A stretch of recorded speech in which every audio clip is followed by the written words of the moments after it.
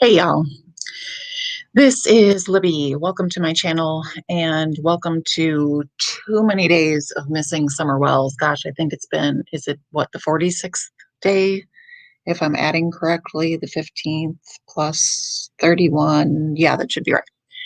Um, so we still don't know where this little girl is. And I understand that speculating about the case does not find Summer. I understand that. We all understand that.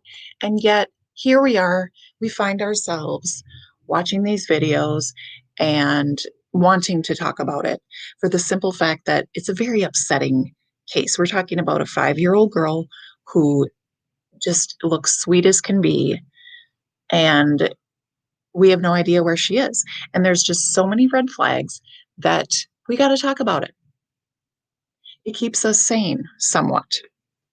So as you can see, the number one on my list here is Don and Candace both have criminal records. Okay, that in and of itself doesn't equal a huge red flag. Okay, you can very well have a family whose child has gone missing, where the parents have a past, criminal past. But we're adding all these up together. Okay, we're adding all these up together. Now I'm going to show you what this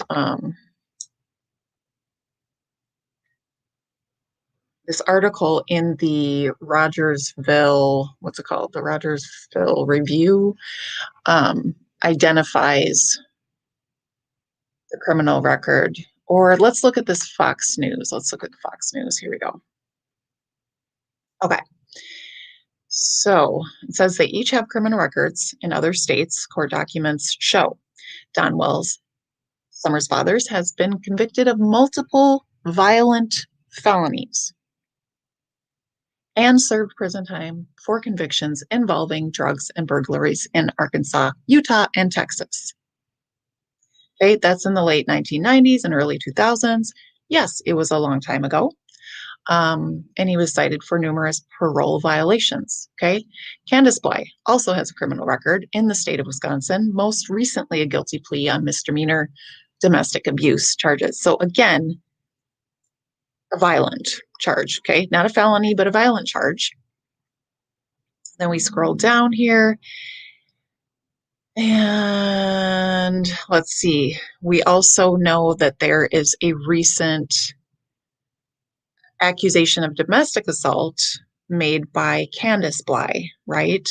And which we know that Don actually was arrested that night for whatever kind of squabble he got into with the man, Jose, who has since been driven to North Carolina, right? But he did, in fact, get into an altercation with that guy, and was also known to have been punching himself in the head. That's extremely disturbing type of behavior, okay? And it's a red flag. We can't say it's not a red flag, guys, okay? Can't say it. I don't believe it. All right, next. Don has stated more than once that he does not believe Summer will be found, nor does he believe she is alive.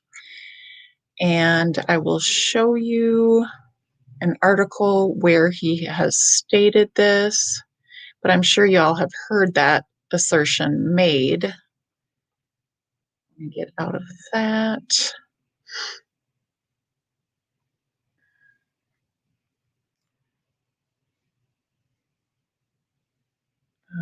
Okay. Un momento, por favor. I am finding it. Here we go. All right, so let me do a screen share. I swear I'm going to get better at this someday. Share this. Okay, Microsoft Edge. I'm talking myself through it so I can figure it out, okay?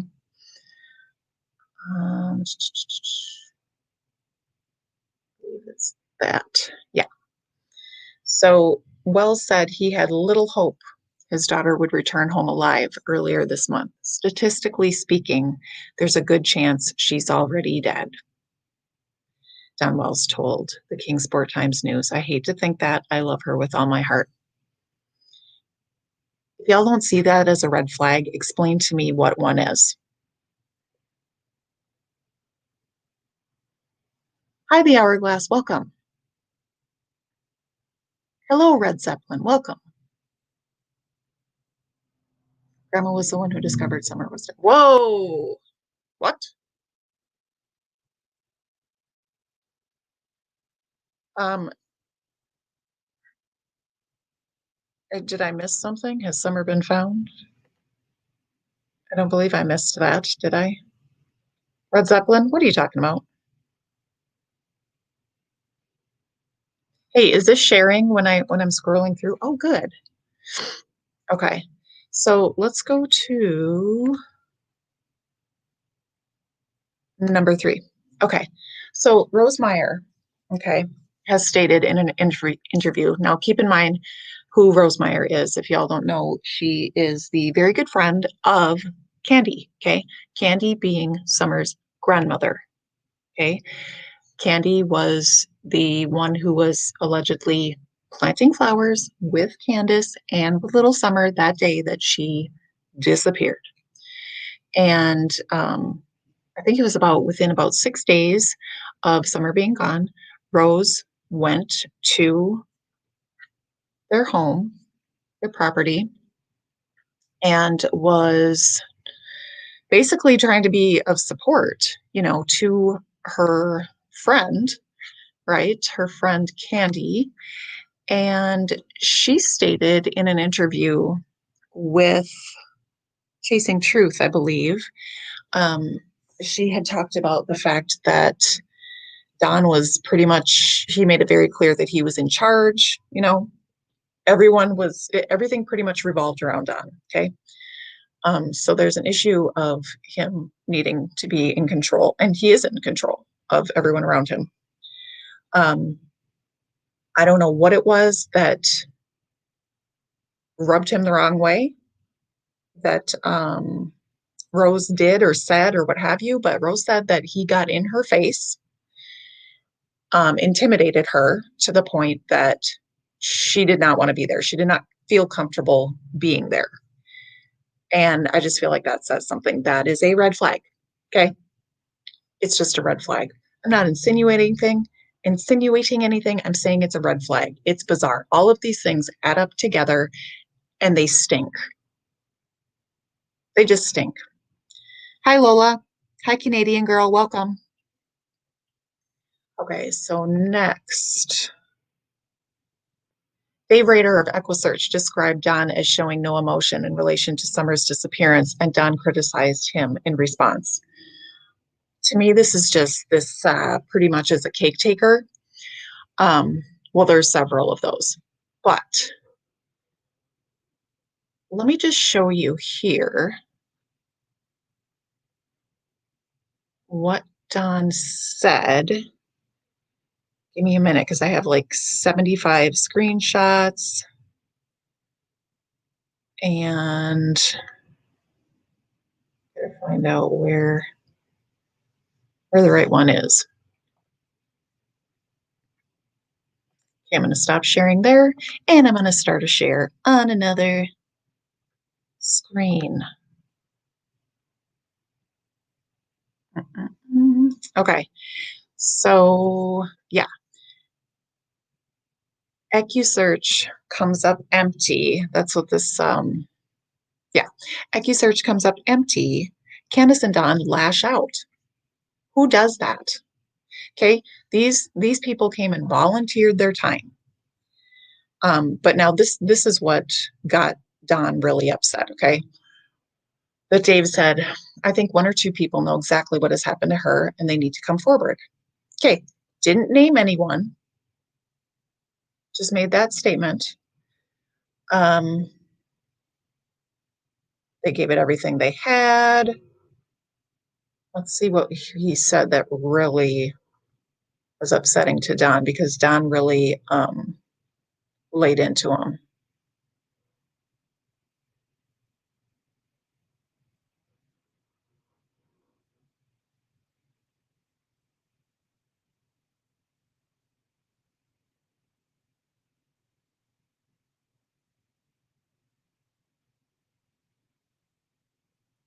Yeah, and he talks about how he beats himself up, that they didn't find her.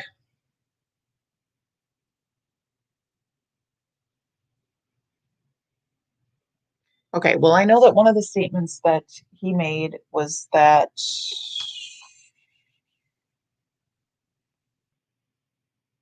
where is this? This is not the right article.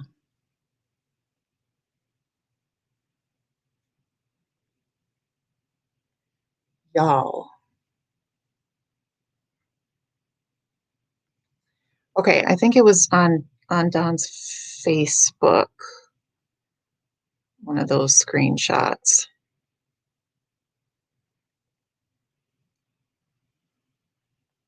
Bear with me, kids.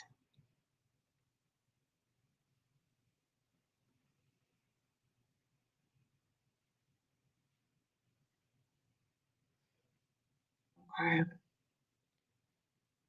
going to stop sharing that one because well, let's see what the heck I even brought this up for. So this is unrelated to the red flag that I just put up there, even though this title acts like it is related. I don't know. I don't see the point or the area in here where Candace and Don lash out. But I know that they did criticize the search, but it's not coming up on this. I have so many tabs open, y'all. Right now, the organization of my tabs are worse than the organization of the Bly and Wells property at this point. But anyway, this speaks about where Jose comes in. Okay, so Candace had said that. Okay, well, let's move to that one. Sorry, I'm all over the place. Lord have mercy. Um, Candace requests for an order of protection. There we go. All right, and we are also going to look at Plunder's video. So this says that originally Wells, and they're talking about Don, began to struggle with both Jose Roman, and Candace Bly, and she was pushed down, injuring her left knee. Then Bly and the other witness said Wells began punching himself in the face and then left. Okay, he also had a firearm in the truck. So we got driving under the influence. We got a weapon in the truck, which he's not supposed to have. And then he pushed Candace and was punching himself in the head. So she goes ahead and she files for this order of protection, right? For her and her children, but then later withdraws it. Okay, says, oh, it was a misunderstanding. And then you got Don coming out and saying, yeah, we talked about it. She apologized to me. What? I'm sorry, she apologized to you for what? Because you came home drunk and started being on a rampage because you were belligerent? Okay, sure. So I'm going to show you. Plunder has the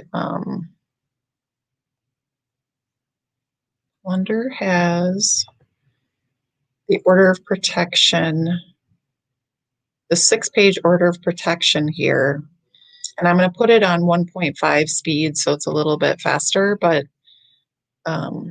it is worth watching because it's like everything in there.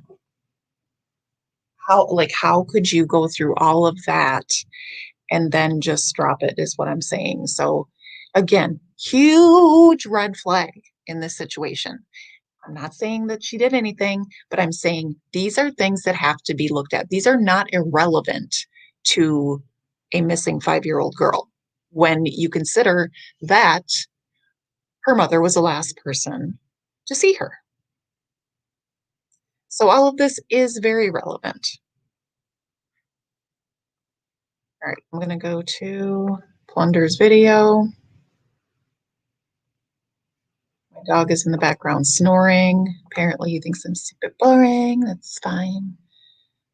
Okay, here we go.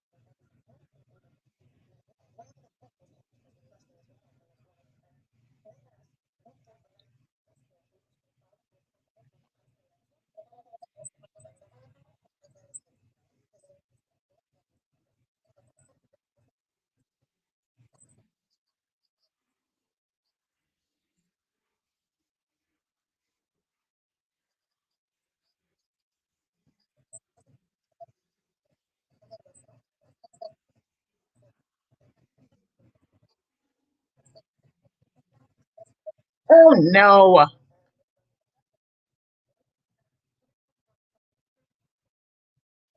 Y'all, you wait so long to tell me that you can't hear stuff. All right. So I can see we have to do that again because once again I forgot to click that I need to share the audio. Jeez. Okay, let's try again. Thank you, Hourglass. Thank you so much. I'm going to go right here. There we go. Jail. After that melee, we can see how Candace tried to reach out for help and get an order of protection. And we have the 6-page order of protection here. We've gone over the probable cause affidavit. His jail sentence was suspended. He was ordered community service 96 hours. His weapon was forfeited to Hawkins County Sheriff's Office on April 21st, 2021. But prior to all of that, Donald Wells was a fugitive from justice back in 2001, and he hid inside that 110 Ben Hill Road home in Rogersville, Tennessee. He was actually hiding in a storage room. Regarding the most recent October 2020 violation, Candace Rose Bly reached out. She wanted an order of protection issued immediately by the courts. Part of me wishes she would have gotten her wish, because when the court ordered a hearing to discuss this order of protection, that's when she pulled it and didn't show up. This is the dismissal of the order of protection petition. Candace Rose Bly by October 19th. Just 5 days after that melee, Candace was dropping her request. But when we look at the actual request, it makes you wish perhaps she had gotten it. For some reason, it lists Donald Wells and it lists the street address of 110 Van Hill Road. I don't know why. Rogersville, Tennessee. Again, he's listed as a white male with gray hair and blue eyes, but this time his height is listed not at 6 feet tall as others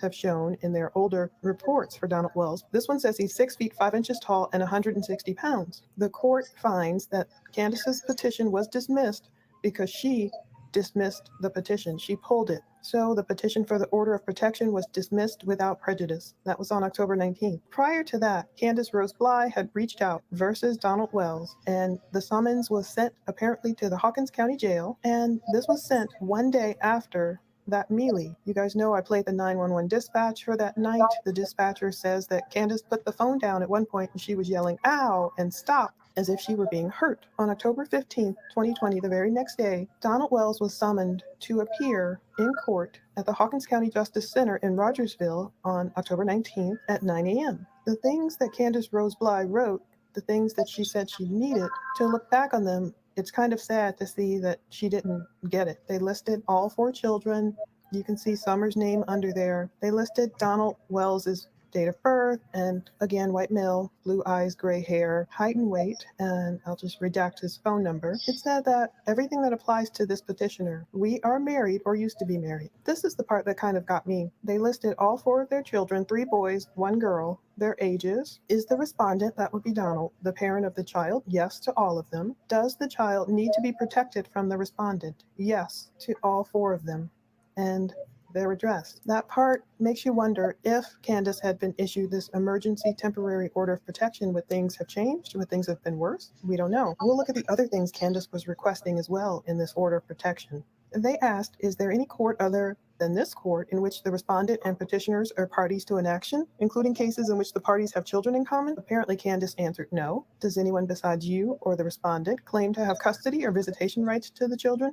No. This is the part we've seen often in the news when they're asking to describe the problems and why the person wants the order of protection. Candace wrote, he drinks and throws things. I'm afraid of being hurt. He is abusive physically and mentally towards me. I am afraid for my children and myself. My mother fears he is going to hurt her because she is staying in her camper on the property, and it lists the Ben Hill Road address. I think it might have been quite a lot for Candace to reach out and fill out this paperwork and request protection from him. She wanted no contact. She didn't want Don to contact her, the children. She wanted him to not only stay away from her home, workplace, or coming near her for any purposes. She wanted the court to order Don not to cause any intentional damage to her property or interfere with the utilities, don't hurt or threaten to hurt animals that they own. She wanted temporary custody of the children. She wanted child support. She wanted petitioner support. Candace was requesting the court to make Don pay reasonable spousal support. She even wanted him to move out. She could have chosen between moving out or providing her with other suitable housing, but instead she wanted Don to move out of our family home immediately. And check here if your home or lease is in Don's name only, and she checked there, so apparently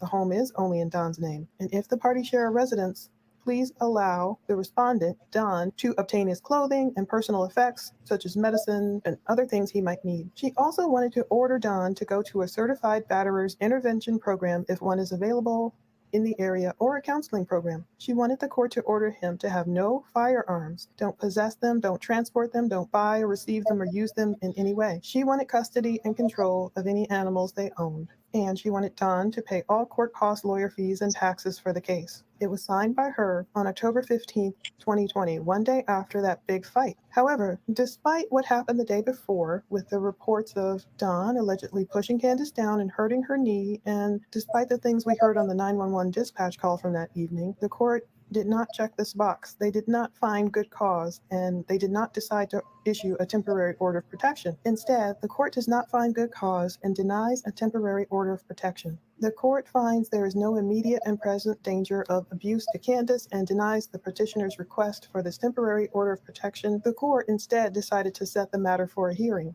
This meant that Candace and Don had to go before a judge in court and explain to the judge why the judge should or should not issue an order of protection against the respondent, Don. So even though Candace requested that order of protection, the hearing was scheduled 4 days later. That would give plenty of time for Don to potentially try and talk to Candace and talk her out of going to court. I feel as though since Candace took on the bold step of seeking an order of protection, maybe things would have been different if she would have gotten one. Maybe things would have been worse. Who knows? Next, we're going to go over that amazing interview with the 15-year-old Hunter and the things he had to say about the. Oh man. Okay.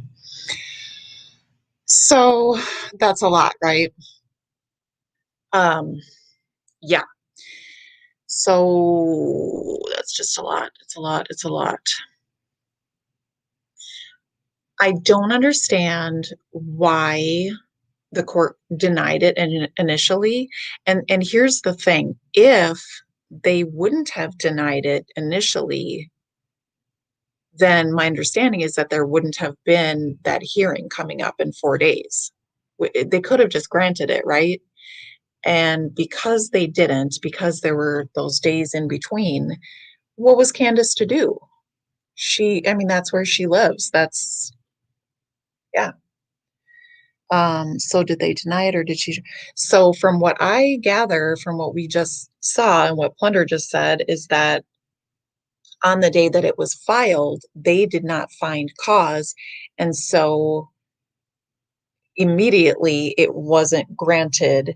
but it was to go to the court. They got a court date then. So it wasn't just a no, it was just not right now. The temporary order wasn't granted, okay, because it wasn't an immediate thing.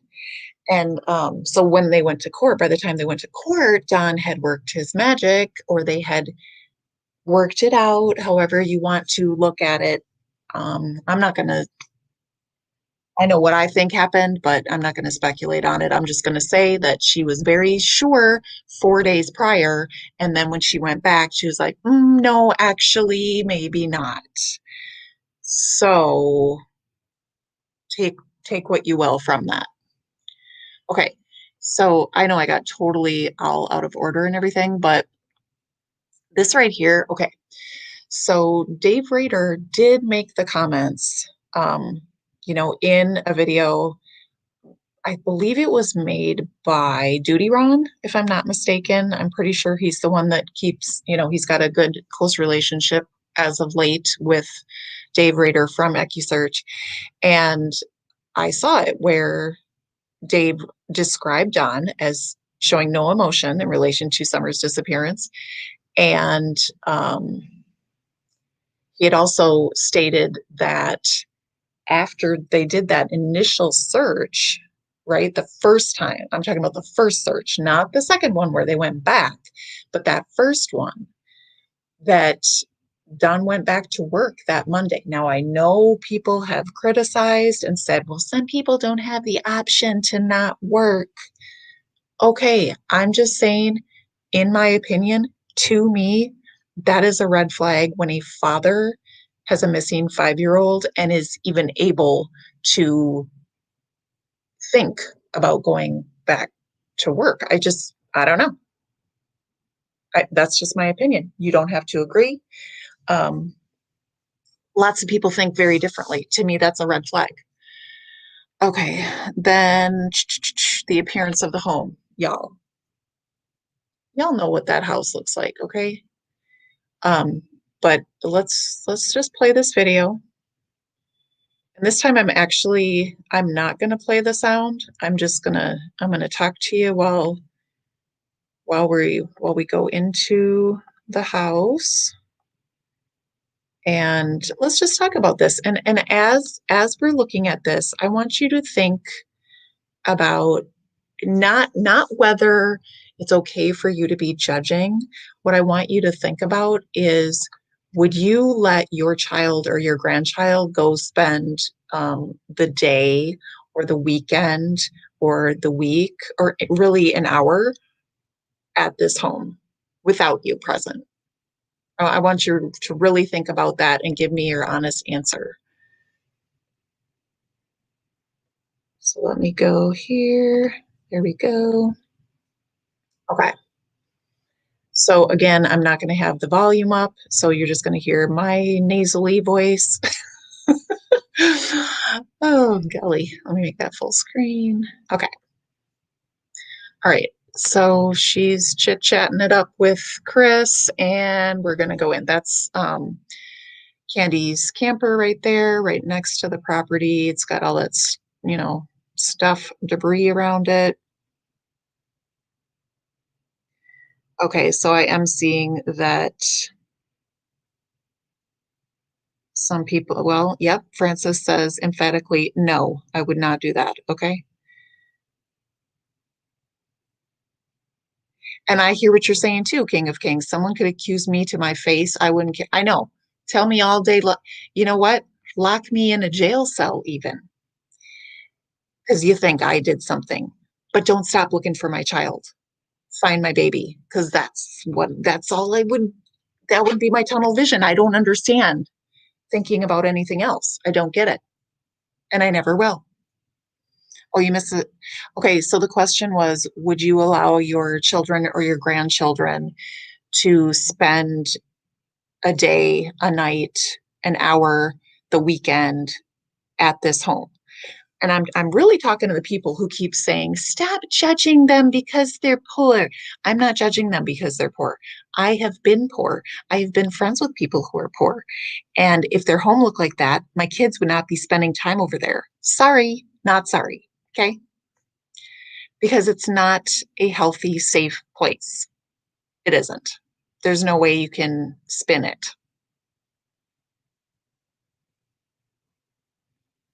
Why are we not in the house yet?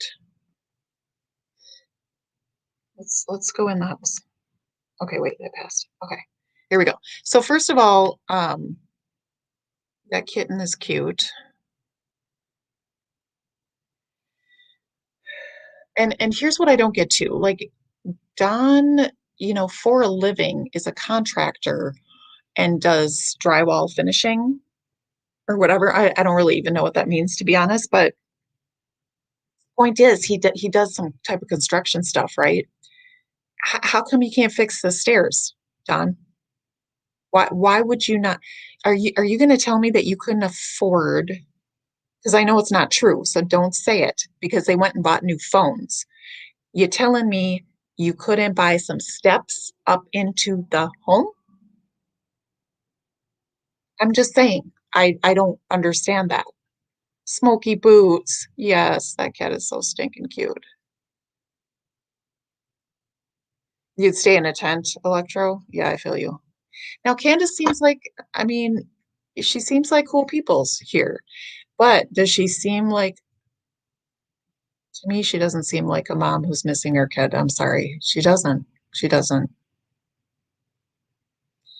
So there's stuff everywhere. There's stuff on top of stuff on top of stuff. Okay. The wires, all those exposed wires. What in the heck?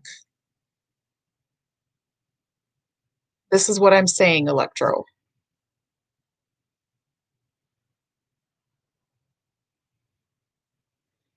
All right. I do find myself feeling hmm, kind of super judgy. Because it's sad. It's really, really sad. But at the same time, you can be poor and not have it crazy like that.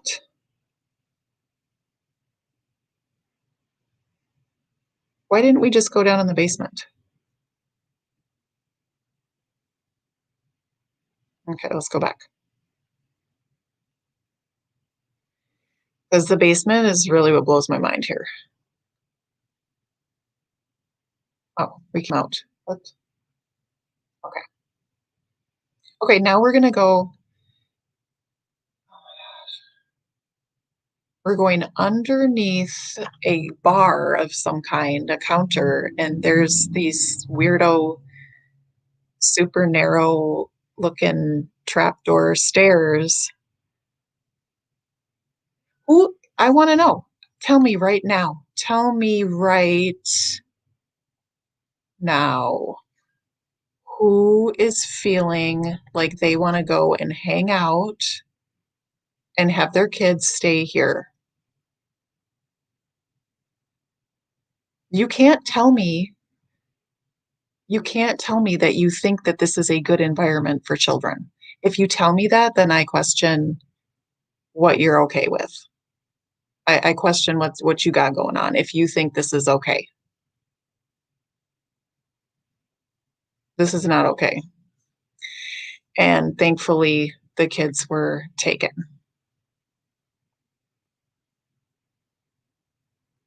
All right, so I can't even, I don't want to look at that anymore. I don't want to look at that anymore. Okay, so the numerous dogs on the property. Okay, this is also a big red flag for me because of the fact that if you were to buy the abduction story, um, now you saw how close that camper was to the house, right? And if Summer were in the basement and Summer were to have walked out of the basement with someone or someone picked her up or however this supposedly happened, there are about 13 at least 10 dogs. Okay. I'm pretty sure that somebody counted 13 at one point on one of these millions of videos that have been done with the dogs running around. But in the video specifically that we were just watching, where Chris drives up to the property, the dogs swarm the vehicles barking their heads off. So how, guys, is it possible that Candace and Candy are outside? Okay, they're outside and they don't hear those dogs go bananas. Or how is it even possible that the dogs would not detect that someone unknown was on the property? Red flag, okay? Just saying.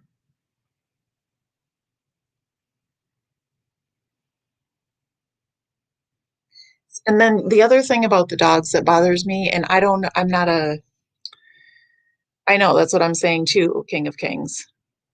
Yeah, at this point, like, yes, I am very, very sorry. I'm very, very distraught that Summer is missing. I feel horrible about that. But does that mean that I have to excuse and ignore the extreme red flags that are going on, which we can all see with our eyes and hear with our ears? No, we're not gonna, I'm not gonna ignore it. I'm not going to ignore it. I know that some people will say, oh, you're being judgmental. Okay, fine. I'm judging. Yep. Because I think that kids should live in a place that is clean. It doesn't have to be spotless. I'm not snooty. I wish my home was spotless. I really, really do. And do I know that a child can be in an abusive situation in a spotless home? Yes.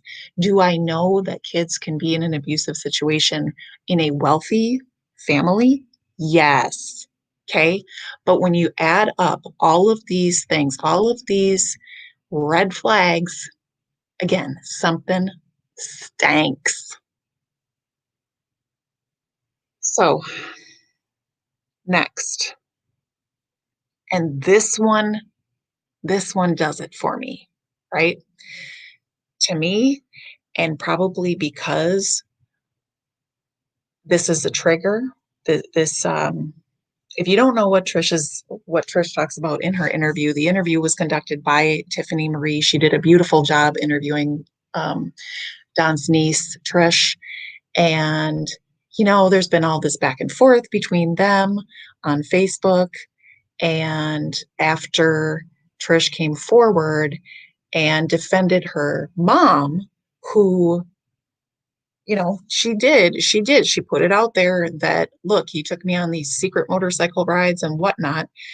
Um, she was abused by him.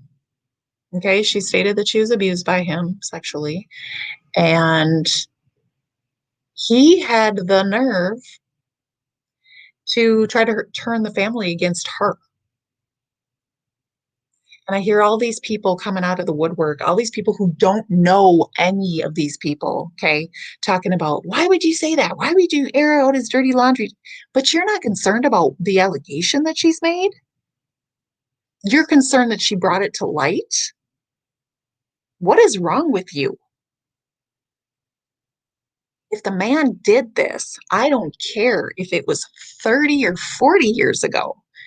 If the man did that and it was ongoing, like Trish and her mother say, and if everything else that they say is true about the allegations of how he quote unquote parented his two older kids, who they alleged he tried to exchange for drugs,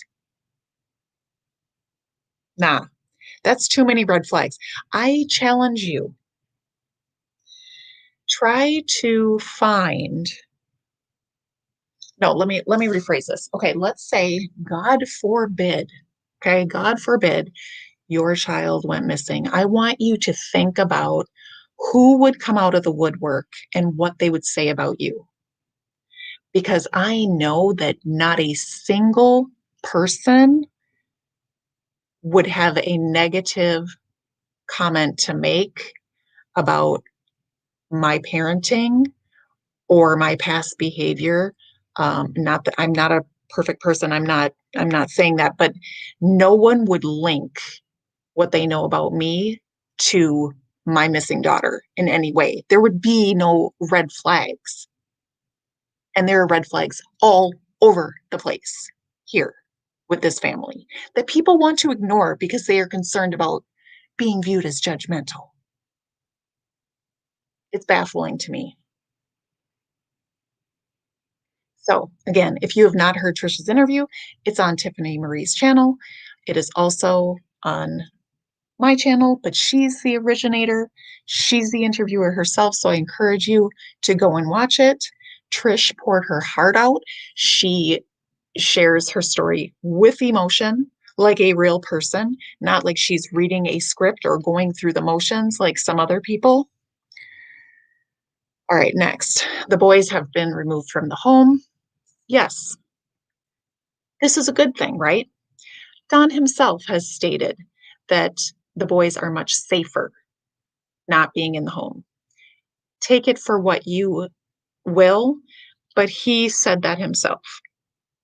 Now he's explained that the psychics are, I don't know. I don't know if people are making threats against them. If they are, that is horrible, obviously, because we can talk about this and have these conversations.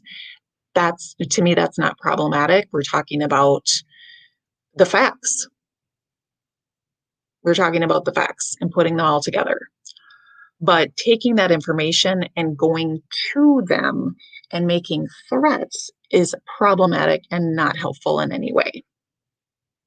In fact, it is very harmful and illegal. So let's not do that.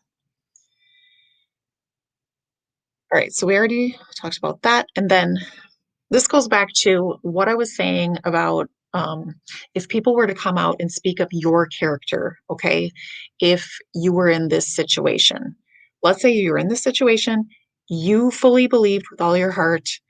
Well, you just knew you didn't have anything to do with it. So all you could surmise is, well, she has to have been abducted because there's just nothing, there's no other explanation. Okay. Who would come out of the woodwork? Would anyone come out to speak on your behalf, especially if you had all these things coming out from people who are saying negative things? Would anyone speak out on your behalf? Put yourself in their position. I can't wait to see what your comments are.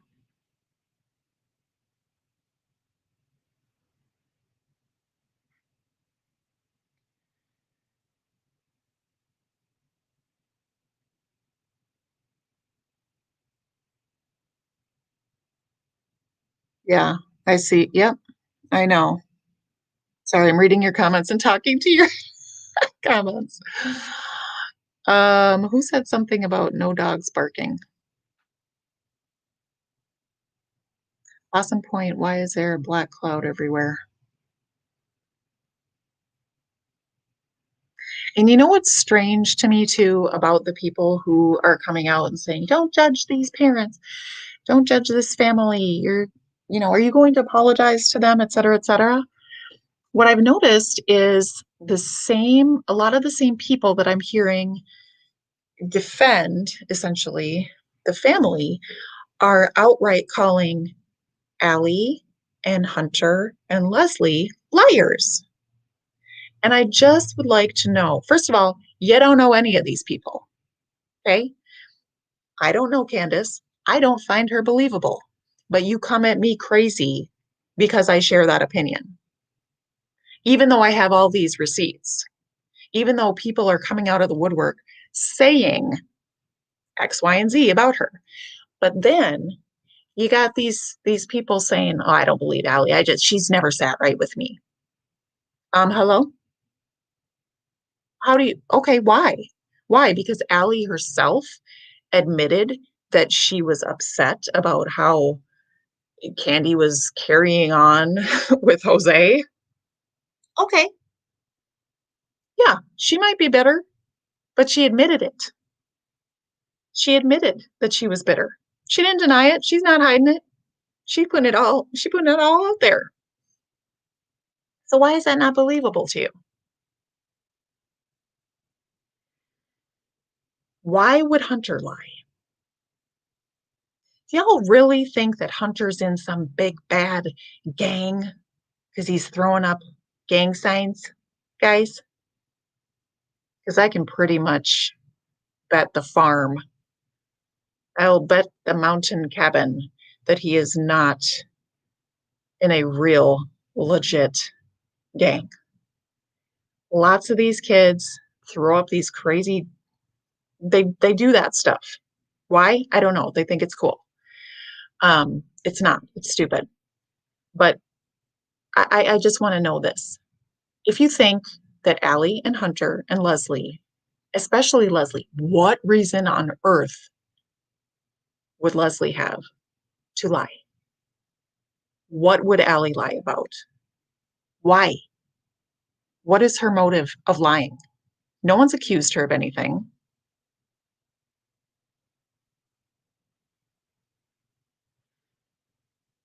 That corn-fed boy isn't in a gang. I agree. And yeah, I was upset when people were coming at Hunter, really, truly. Um, do I think that he's a Boy Scout? No, but you know what? I don't trust Boy Scouts either, frankly. I don't think he did anything to Summer. There's nothing, there's no reason to believe that. Yet, I'm going to share something with you. You may have seen this, you may have not. This is some sick business right here. This is on Facebook or fake book, whatever you want to call it. But this was posted, as you can see, about 1 year ago, just over a year ago by Candace. And this is, in the vehicle. And the sound is pretty bad on this, but I'm going to turn it up all the way and I want you to listen. You're going to hear a little girl squeal in the background, and then you're going to hear somebody say something like, if I hear you scream, Summer, if I hear you scream like that again, I'm going to belt your ass. And I think that's what she's saying, but you listen. We're going to listen to it a couple times to see what we hear, okay? Wait, I probably don't have the sound shared, so let me do it again. Ooh. Yeah, I caught myself that time. I caught myself. Here, I'm going to click that little, yep, share audio.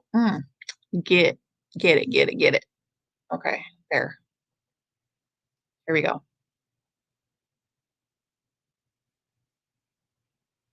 Oh, we got problems with the internet now.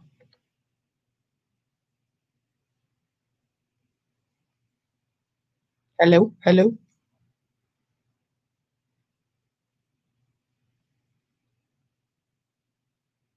Can anybody hear me?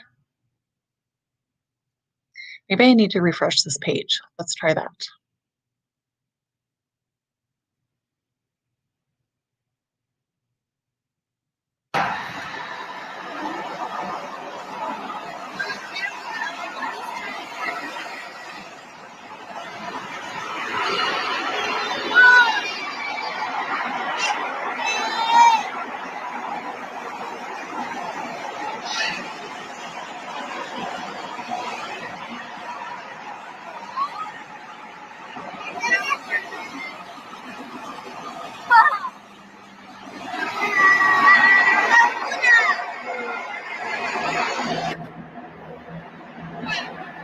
In 2 miles, take exit 259, Minnesota 60 line.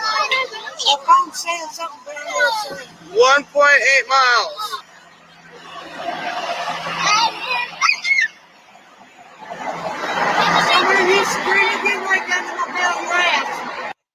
Okay. So that was it. I do not think that was Candace saying that.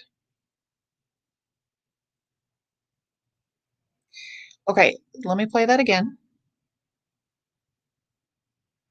Just going to back up a little bit, not do the whole thing. And the screen does freeze for some reason here. It does it every time. So I don't know why, but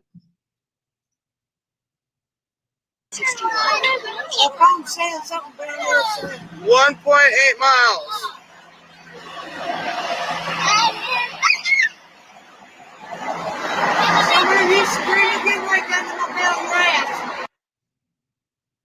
Summer, you scream again like that, and I'll something your ass.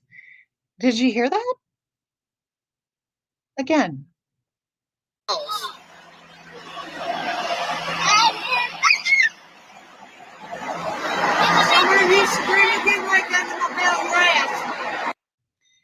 It sounds like she's saying I'll bail your ass, but I don't think that's what it is. I think it's I'll bail your ass.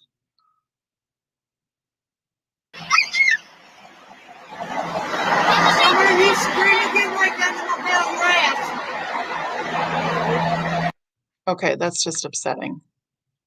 Who do you think that was? Who do y'all think that was? Oh, some of you scream like that again. I'll paddle your ass. Yes, it could have been paddle. No, that is not Candace. Do you think it was Candy? Because Candace's voice sounds a little deeper to me.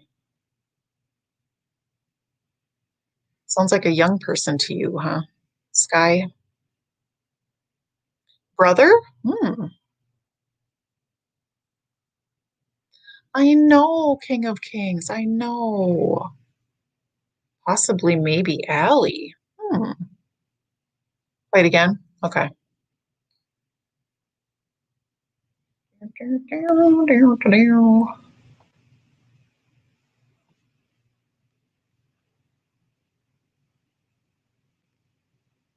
Tickets and 250 for Minnesota 61. If I'm saying something better, 1.8 miles.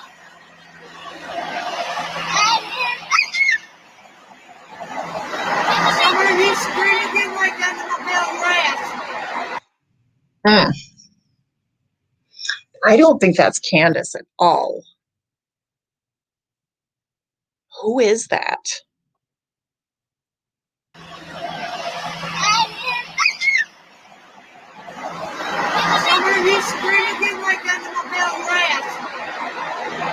Ooh, child. Okay. Um, Also, what I wanted to say is that I heard on there in the before she screams, um, the person indicates what I'm trying to say is I believe they were on a trip possibly to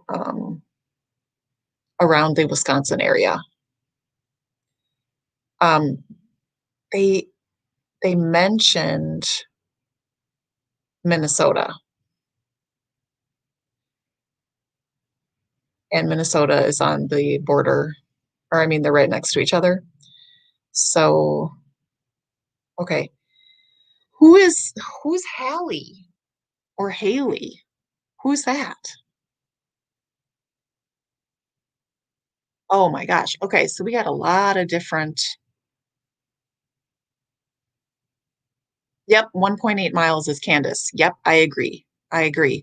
Candace sounds like she's talking about the what you call it, the GPS, whatever the GPS is saying. And then, okay, so someone thinks that's Allie. Y'all, were they friends at that time? Yes, they were. Sounds like a young boy. Hmm. It doesn't sound like a young boy to me. Oh, Allison's mom. You think it's Allison's mom, Sherry? Y'all think different things. Obviously, we can't tell because I mean, it's a crappy video. They're driving in the car, but I do. Oh, Allie was watching The House and Dogs. Shell Bell, were they on a trip during this time? No, Allie was feeding the vicious dogs. Remember, she said she had to feed them with her mom. What the heck?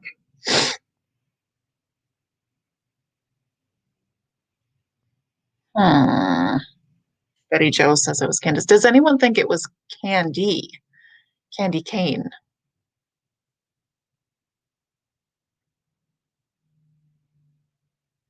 And Jerry's granny didn't like Candace. Are you talking about granny or the grandma? There's too many, like, because remember Candace and Shrew, what was that chick's name? Oh, yes, they went to Wisconsin for a new baby. Right, Shell Bell, thank you. And who all went? Who went with Candace?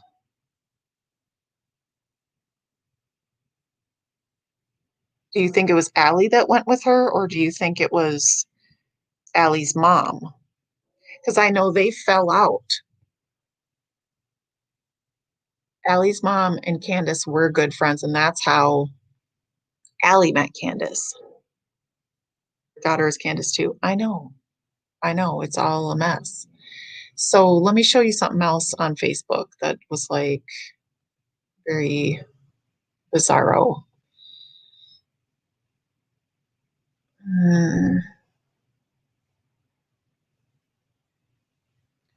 Well, what am I going to have you look at until I guess you're just going to have to look at um my little what's that thing called? My little icon or my little emoji thing.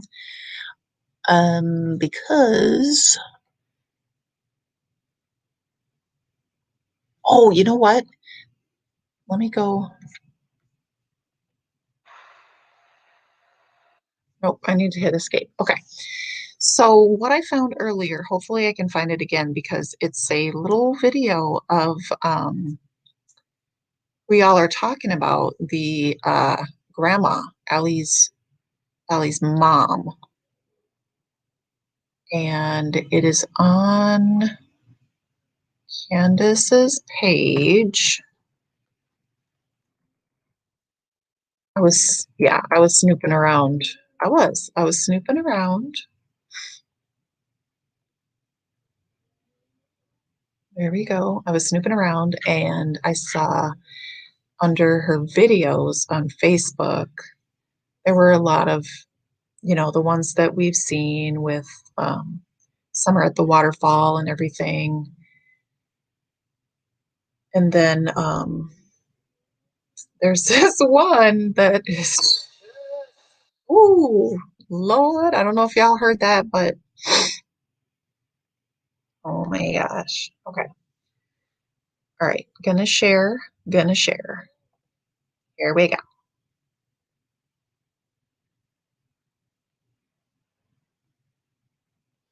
Okay. Which Facebook one is it?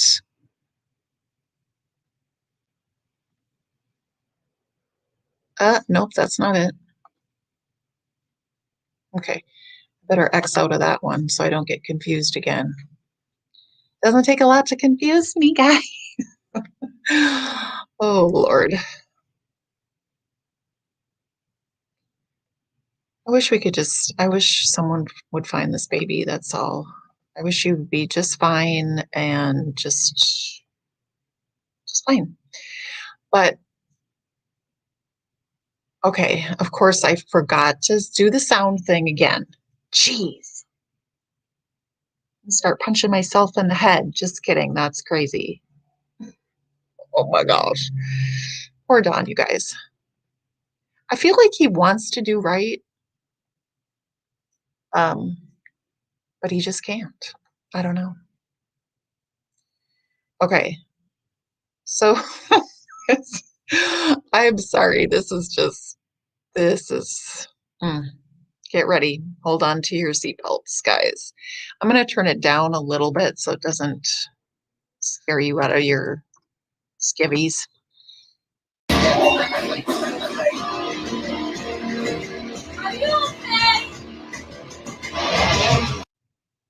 All right, so that was super short, I realize, but that, I'm sorry for laughing out, but as you can see, you see that red refrigerator back there? That I do believe with all my heart is the Wells Bly residence. And I do believe that this is Allie's mom. And then that's true the granddaughter, and they're just hanging out, okay? But they got this music blasting, and this young girl, the granddaughter, is saying to her grandmother here, who's rocking out, "Are you okay?" That's what's going on. Just saying. Are you okay? I don't know. I'm just gonna put it out there. I'm not gonna make any statements about it. I'm just there it was. There it was. Take with it what you will. Do you all think that's just the way country folk live? Nope. Kevin, I do not. Now, do some people live like that? Yeah, they do. But what I surmise is going on there, yep, that's right, Francis. That's what I'm going to allege. She looked like she was two sheets to the wind, partying it down. Um, my grandparents were farm people, not country. Well, yeah, I guess they were country people, but there's country and then there's like flat country because I'm from a place that is flat. It's not mountainous, but it's like on farmland and stuff, and very they had some land. My grandparents had some land, but they lived in a very small single wide trailer. And from what I know, and I had never been there before, but when my dad and my aunt were growing up, they lived in a super small like cabin, and they had an outhouse. Okay. Now, granted, this was a long, long time ago, so it wasn't that far-fetched to have an outhouse rather than running water. But most people did at that time. So that's how poor they were. Um, but they didn't live in filth. Okay. So there's being poor, and there's being poor and all the other stuff that may go with it, such as substance abuse, mental health issues, um, and criminality. So, and I'm not judging people who have a mental health issue. Heck, I gotta take a pill. I gotta take a pill for anxiety. Okay. If I didn't, I would be a hot mess, a hotter mess than I am. There are people who need mental health treatment, and that is okay. But don't tell me that if you're not getting treatment and you're allowing your children to live in those kind of conditions, that it's okay.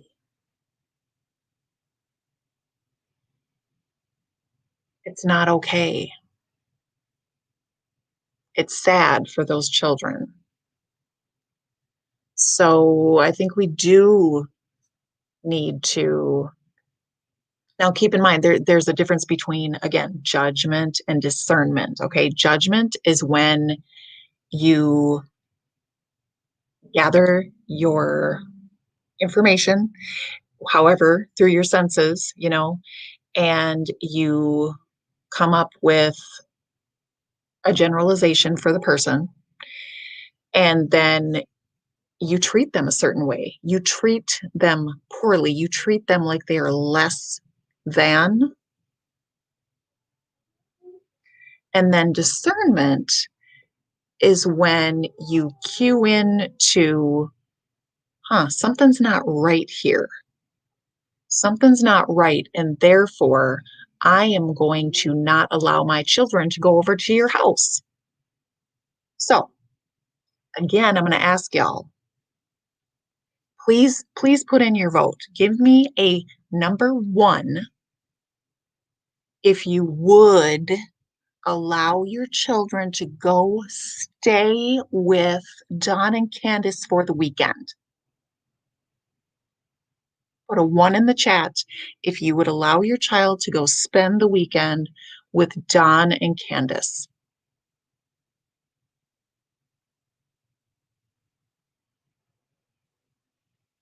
So far, I don't see any ones.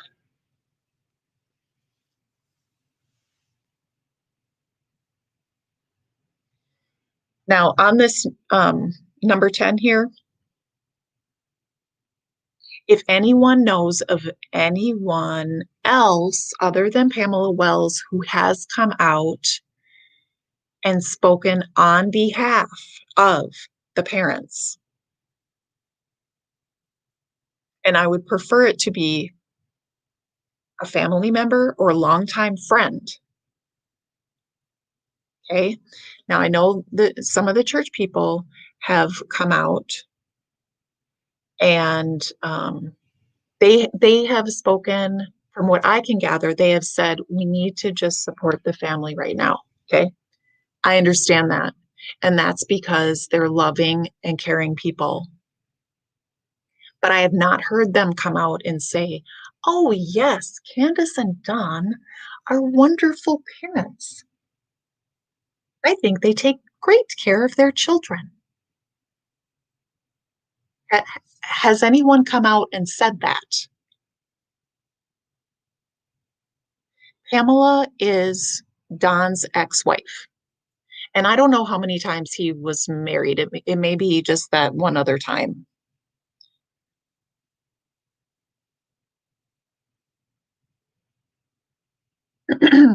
Yes. Okay. So, Kevin, look at gaslighting. Let's talk about gaslighting. Okay. So, what gaslighting is when you call somebody out for something that they have done, and the response makes it turn all the way back around to seem like you are the problem. So it's making it seem like, oh, you're so judgmental, or you're crazy. That's not even how it happened. But there isn't a rational response or discussion about why you might feel that way. It is defense mode, and even beyond defense, it's spinning it around to make you feel like, how dare you even bring that up?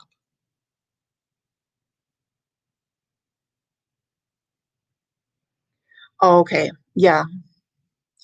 Don's ex, he met her in a vacant house. She's 10 years older than. Yep, I heard that too. So yeah, she may or may not be credible.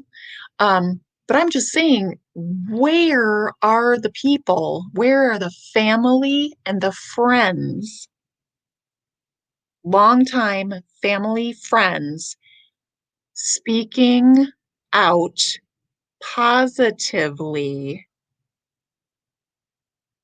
about these people? Where are they? Because I see a lot of people who don't know them from Adam, complete strangers like me, coming out in their defense, which has me scratching my head. I don't really, I almost fell for it for a little bit. I almost was like, oh, wow, okay, I feel really bad here for quote unquote judging them. And then I said, wait a minute. I said, wait a minute. Look at all the red flags. They are all over the place. And none of them, they all point to something is real stinky. Something is not right here.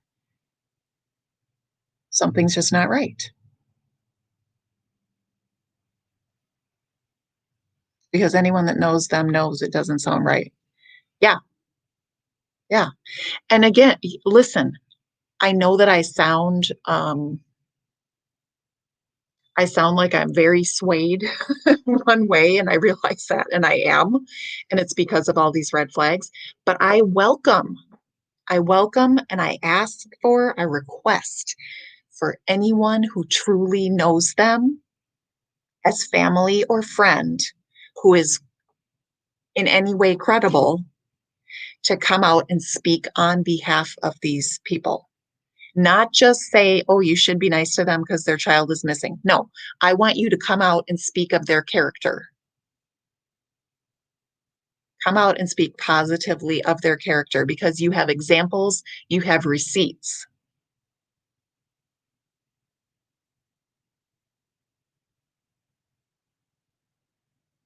I think you defend people at first as no one wants to believe a parent would do something awful to their own child. Yes, absolutely.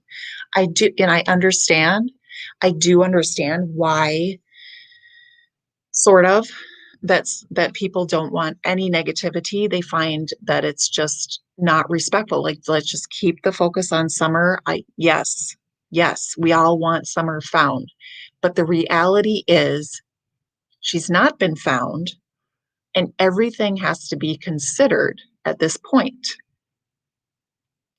So, who do you look at first? You look at the people closest. Whenever someone goes missing, you look at the person closest to that person, right? And what we see when we look at them is not good. It's sketchy. So then we rely on, okay, let's hear from some people who know them. I mean, don't listen to me and my opinion. I don't know them, but I'm presenting you with information that is verified and accounts from people who know them. And no one but Pamela Wells, to my knowledge, has come out and said anything positive. And really, all she said was her mom and dad love her, and I pray for her return. That's it. I know, Aubrey. And here's the thing. I I have gone back and forth. I've even felt badly for Don at some points. But what keeps coming back to my mind is when I hear Trish's mother talk about him in the past and his parenting and how he's conducted himself, the allegations of SA, that stuff I can't get. I'm sorry. I don't, this is, maybe this is my downfall, is that I believe it when victims speak out about the abuse that they've suffered. I don't automatically say, well, it's your word against his. What? I've seen so many people say that. Why on earth? What motive on earth would Trish and her mother have to lie about this?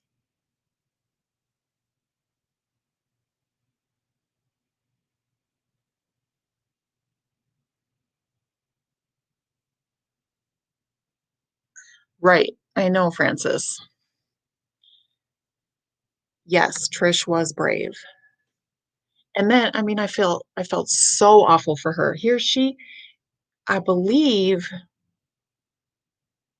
that she, was slash is very close with her grandfather, right? Don's father. And because Don made this phone call to him and trash talked, oh, Trish said this and that and everything else and blah, blah, blah, they're lying and yada, yada. And Don Sr. has dementia. Okay. So he then disowned Trish and her mom. evidently. I pray that that situation has changed, that he has changed his tune about how he feels about Trish and his stepdaughter, because I just don't, women don't lie about that.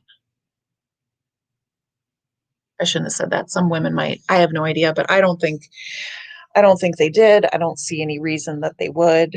I just don't. Someone who suffered abuse as a child, you don't want to make it public. Okay. Hello. Yeah. Right.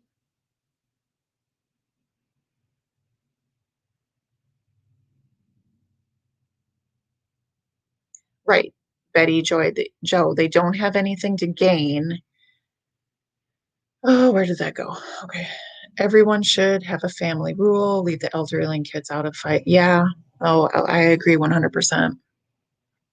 And then this one, why not only relive it, but then put their kids through it?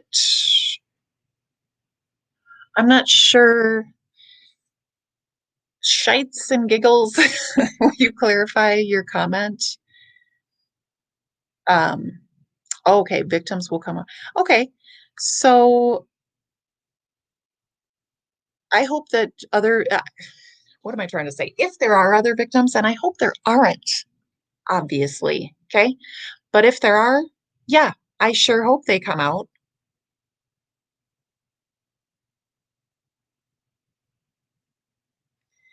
You don't, I was right by myself. Oh my gosh, Francis. Oh my gosh, I am so sorry. No, it isn't easy to report, and especially when you hear in that interview too that she did tell. She told her mom, you guys, she told her mom. And I don't want to talk trash about her mom. I'm not going to, but that broke my heart when she said she told her mom and then nothing was done. And the dad kind of laughed it off. That's upsetting. But then Trish had nothing bad, other than that detail there. Um, he was a wonderful grandfather to her, which I'm happy to hear.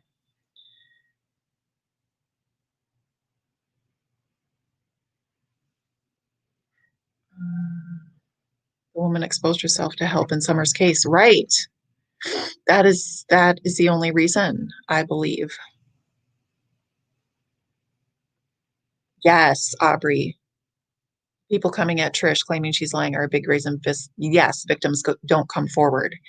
And what baffles me is when it's a woman. I've had women come out with their comments and say, why are you airing the family dirty laundry and stuff like this? And oh, she just wants her 15 minutes of fame. What? Who wants fame that way? Why?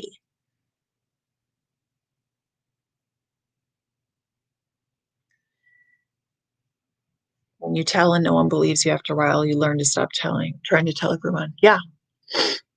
Yep.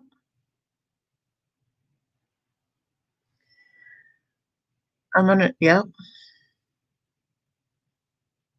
I'm not going to share my personal stuff. As a victim, I spoke when I saw my abuser being caught doing the same. Yes. Oh, God bless you. God bless you. That's awesome.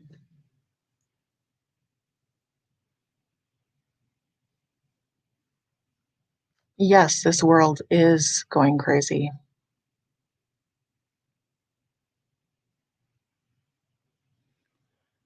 Um, Kevin, I pray that that's not true. I do. And I think that a lot of people are feeling that same concern.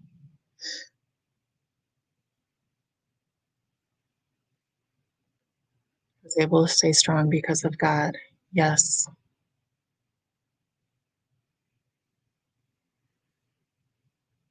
So what about all this stuff with Don's when he always refers to his faith, but it just comes out crazy town. And if I can, I've been trying to share these screenshots and like, I don't know why I'm struggling.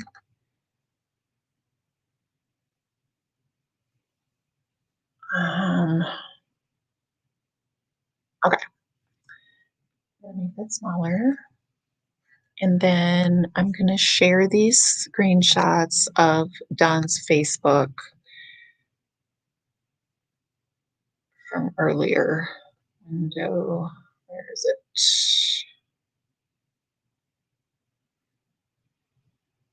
Yes. Did I do it? Oh my gosh. Look at me. I did it.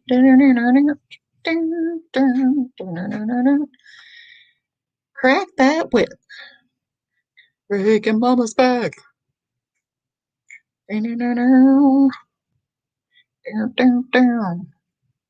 Yes, I'm a little excited that I just did that well. I'm so very proud of that. If you're in the same boat, please don't make yes. Yes, shites and giggles. So proud of you. Hello, Ladybug. Yes, we do need answers for this baby. Okay, so I gotta get rid of this banner. Hold on. Okay.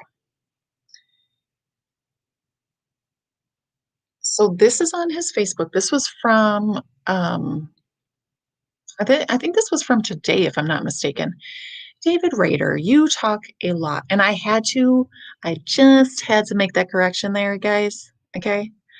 This is Petty Betty. Petty Betty right here. A lot is 2 words. Just saying. Okay. Dave Rader, you talk a lot, but can you hear? You expect us to bow down to you. Who? What? Dave Rader asked you to bow down to him? I don't recall when that happened. But we only bow down to God. We have been saying from the beginning, she's been abducted. If you could just shut that big mouth of yours. He's talking to the organizer of that big search that had planned on coming back. I don't know if they will now. Well, of course they will. I hope they will.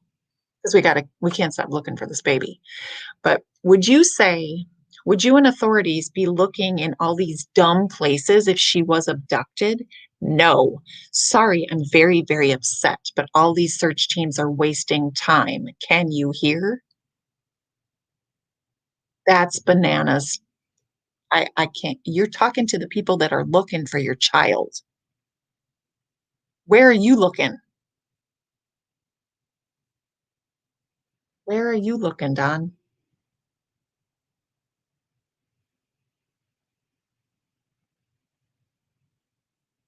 Mm-mm-mm. Now, I wanted to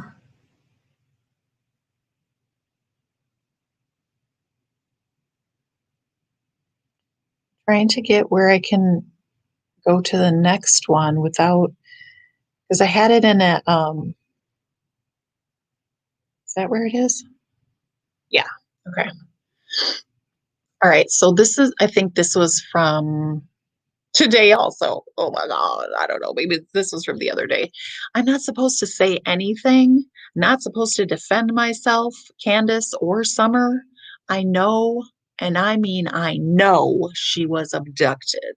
That's what Don is saying. Let's make this a little big. Whoa, that's way too big. Hello. Okay. Y'all see that right? Okay. I'm not supposed to say anything, not supposed to defend myself, Candace or Summer. I know, and I mean, I know she was abducted. If this were your daughter and hardly anyone listened to you, but made it a point to make fun of the situation, how would you react? Okay, I don't know who's making fun of this situation, but that is not okay if anyone is doing that. Knowing all Knowing while all these supposed professional search teams are wasting time and poking fun at your expense, how would you feel? Who is doing the people that are searching for your daughter? Is that who you're talking about? If they would have listened to me and blocked all roads leading out of our area, maybe things would be different. Maybe my summer would be with me now. Why is it okay for these hypocrites to say evil things about us constantly? We can say nothing. I'm just going to say this. When they brought the bloodhound and it smelled Summer's clothes, it went straight down the dog trail right next to the yellow generator to the road and circled, meaning end of trail. Why hasn't there been a profile of abductor or possibly different types of abductors? It could possibly be.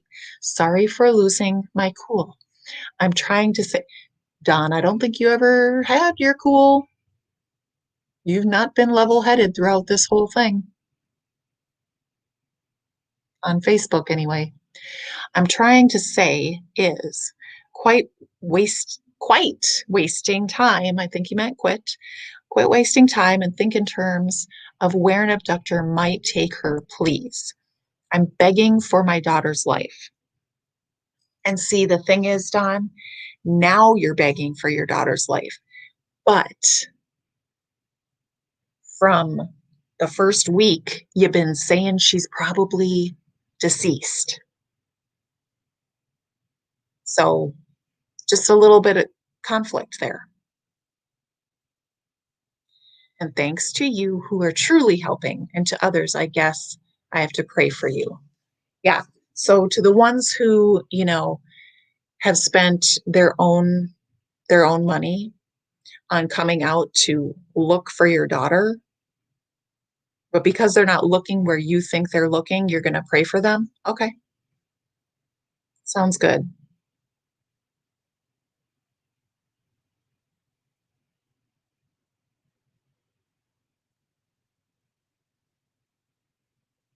Bananas. Bananas.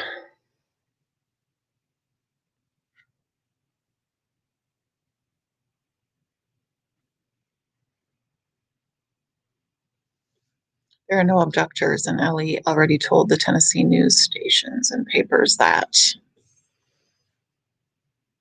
Mm-mm-mm.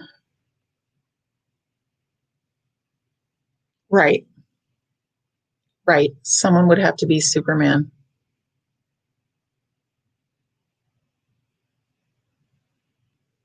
I know he is talking way too much, but keep talking, Don. Keep talking. And this is a great question, and I have not heard anything about where. Well, I know that allegedly Candy drove Jose to North Carolina, but since that, I have not heard anything.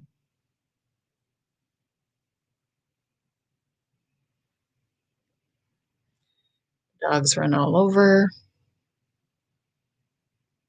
Wait, what? Candace joined the carnival. I'm sorry. What?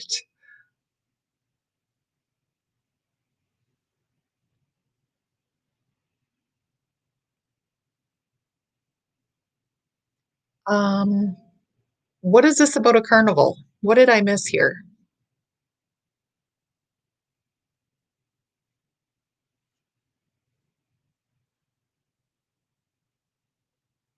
Right? Keep talking.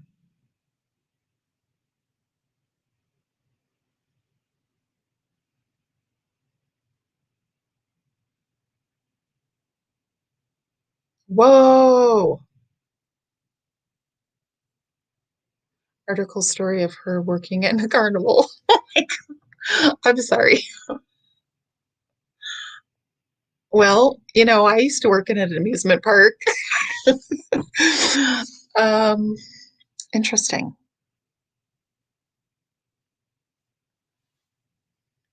Wowzers. I can't take no more. Oh my gosh. No, you didn't say Carney.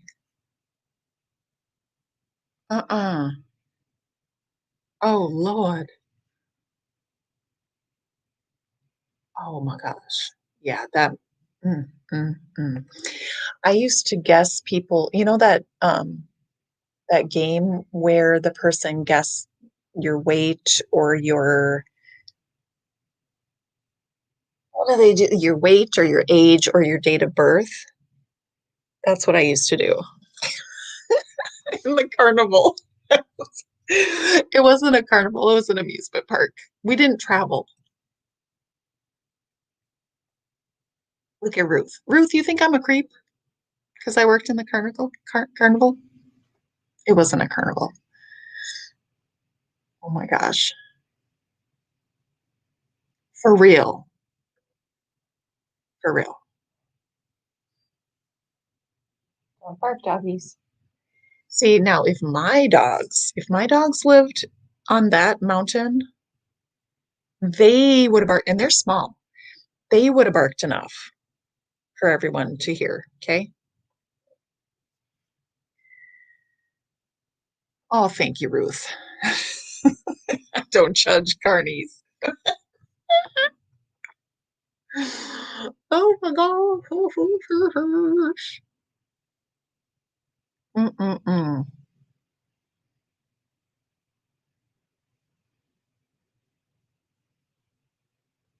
The article called Wells' Nightmare Worsens as Boys Removed. Oh, okay. Well, we're going to have to find that.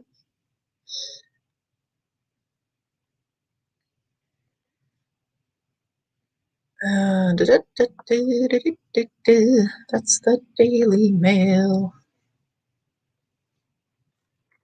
Rogers.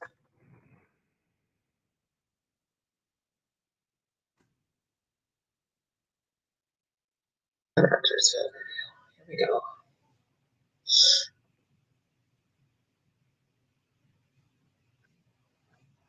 Probably should have put.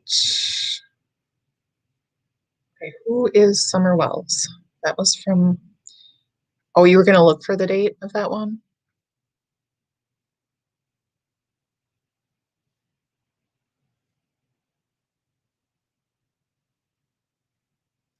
This one's just talking about. Yeah, it's not talking about the carnival.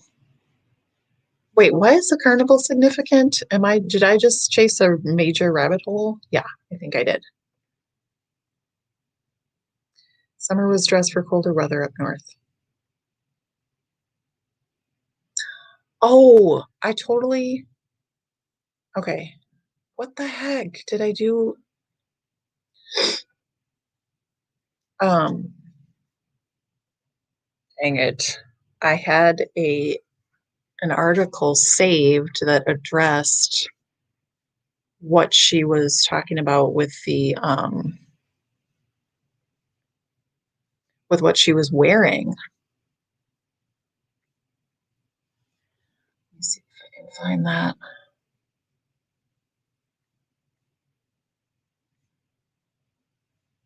Here's the thing, there's just so much information out there, and I can't remember where I heard what or where I read what. But no matter what anyone says, whatever rumors are going around, whatever are facts, whatever, no one should be going to their house and bothering them. No one should be threatening them. No one should really even be contacting them, to be honest. Should only be talking about verified information, firsthand accounts, documents, etc.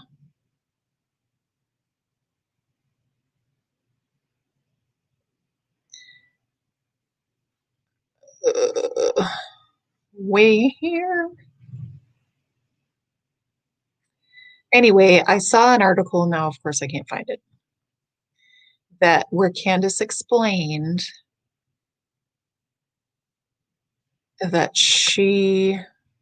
that Summer was cold after she had gone swimming.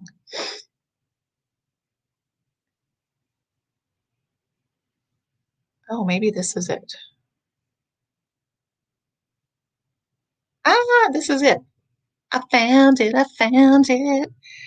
So now I'm going to actually share it and I'm going to do it. I'm going to I'm going to not take forever. I got to get rid of this comment right here. I'm going to share this. This is from the Rogersville Review also. And yes, right here. Okay. When she fell asleep on the way home, it was like she was tired. She just got done playing in the water. That wears you out. She was cold, so I took her wet swimwear off, and the only outfit that I had was her brand new one we got for her to go to kindergarten. It was a suit, of course, pants and a sweater. I got it probably a week before. It was still in mom's truck. It was the only change of clothes because we did not plan on going swimming that day. So again, we did not plan on going swimming that day. Yet in the morning, at 8 in the morning, I put her in her swimsuit because it was so hot. Red flag, red flag, red flag. Are you with me?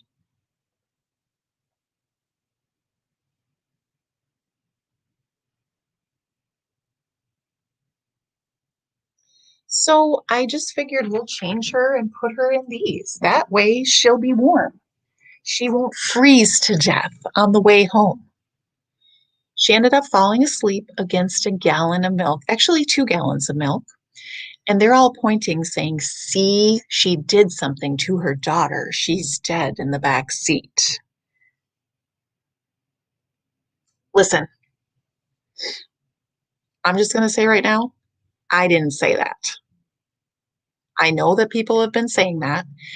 Um, that's a pretty bold accusation to make. So I understand why Candace would be like, okay, calm all that down. Um, but let's talk about what really doesn't make sense. Okay. What doesn't make sense is that you said you put her in a swimsuit at 8 in the morning because it was hot, but you didn't plan on going swimming. And then after you went swimming, which was in the afternoon, when it's hotter, okay,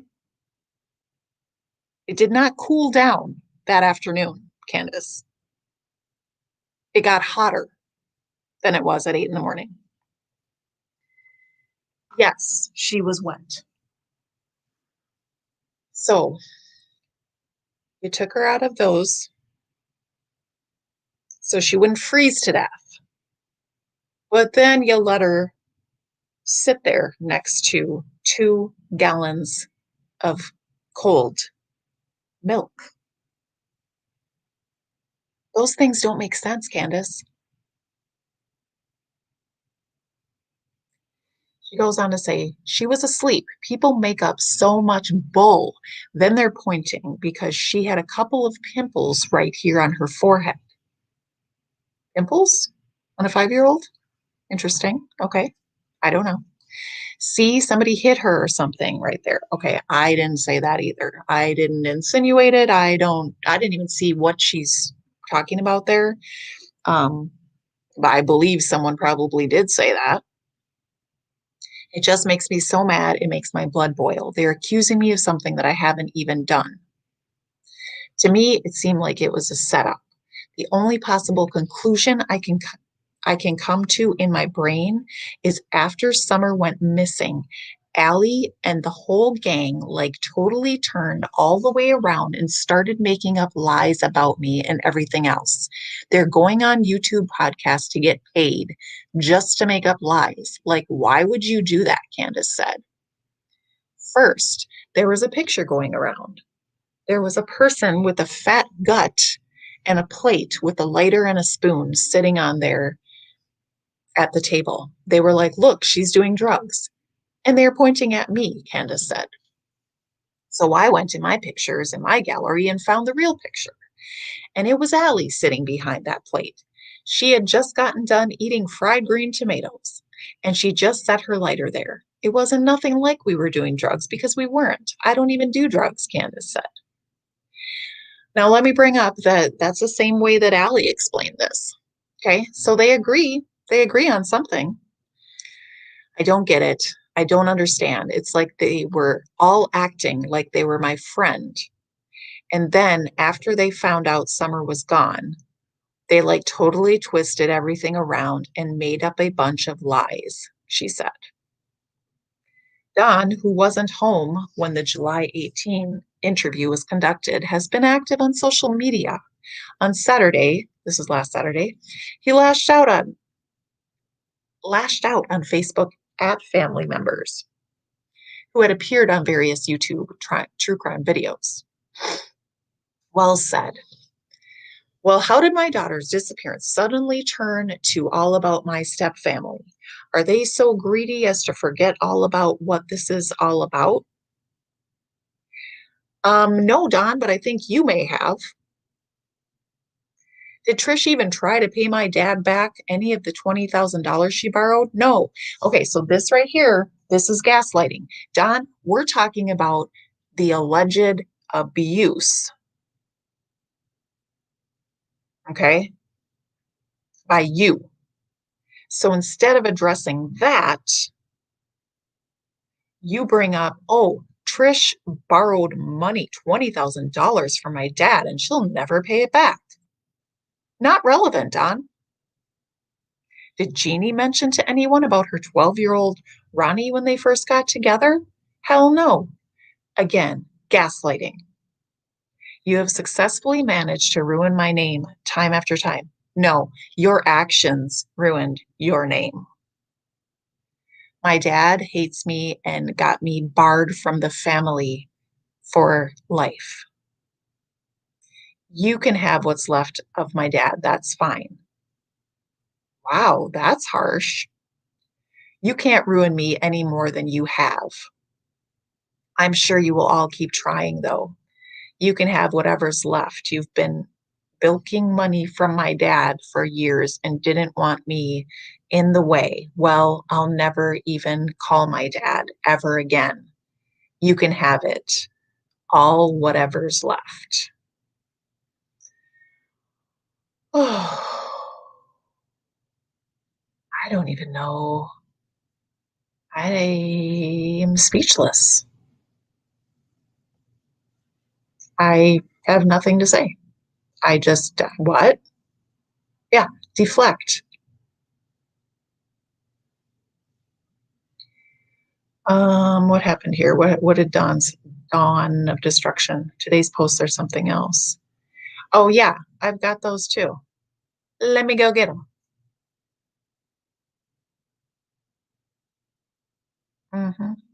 Now, see, this is hopefully okay. Mm, I gotta do this. Okay, share screen.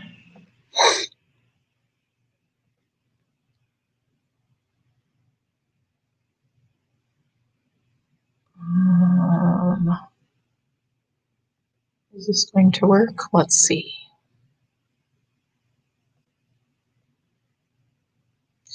That's not the one that I thought I was showing. So that's when he said he was not allowed to talk anymore. And clearly he has gone back on that promise.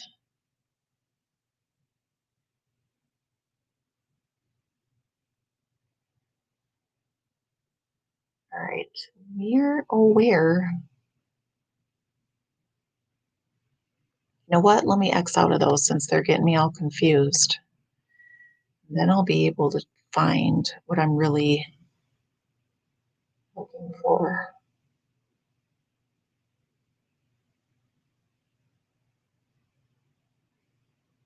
Oh, okay. Yeah. Y'all. Check this out. So today, right? Today is when he put in that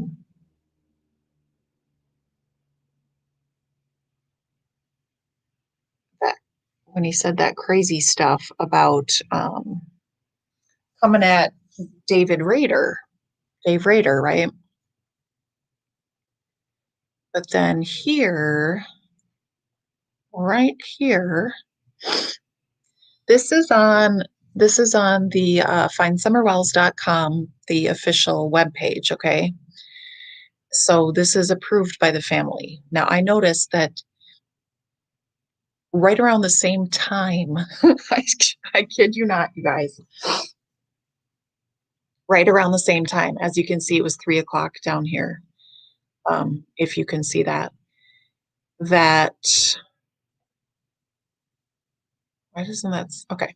Anyway, thank you, AccuSearch. We want to give a big thank you for the AccuSearch people that came all the way back to help us find Summer. Everything has been in a daze, and with other interviews, it just didn't work to go meet each one. Like in the interview, we said that everywhere we look, all we see is Summer. Thank you so much, AccuSearch, for your time and money in caring for Summer. We hope you are able to read this. Donald and Candace Wells. And yet we saw Don's message to the searchers on his Facebook. Quite a different message, isn't it? Quite a different message. What do you think? Who do you think wrote it? Dawn of Destruction?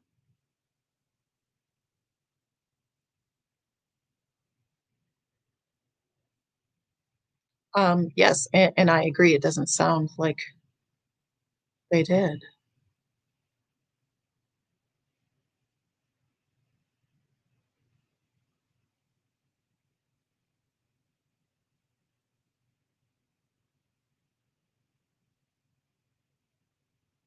Damage control. Swear to God, Kevin. I mean, can anyone show me some flags that aren't red? Anybody? Anybody?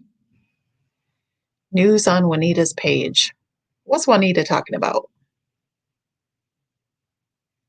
You think Robin wrote it, Shell?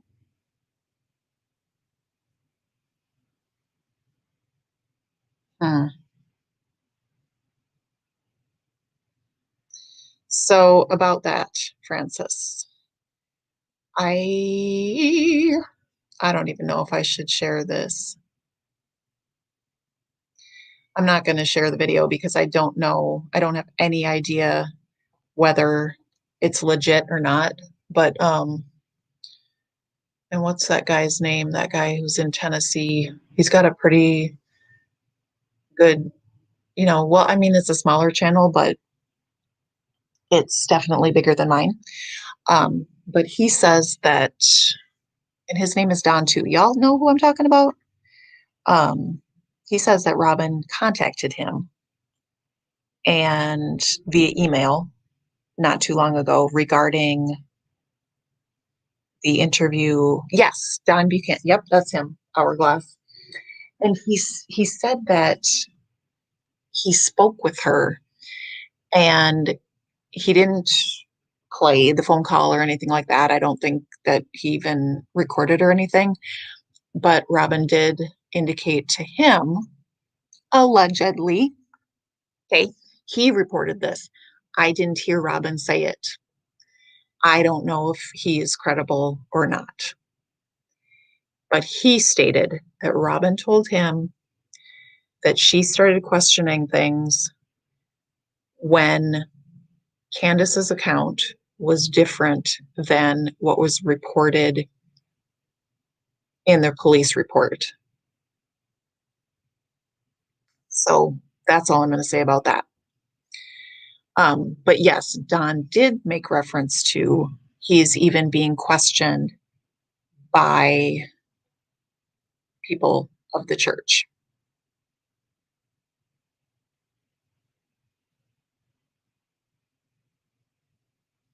Okay, so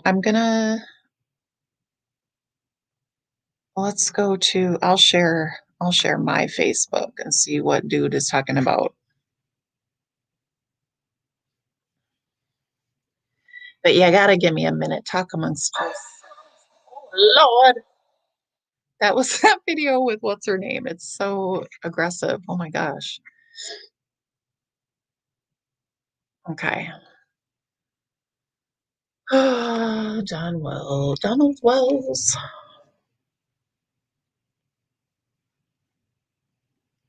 You gotta give me a minute to find it because it always does weird stuff when I'm looking for his profile. It's really bizarre.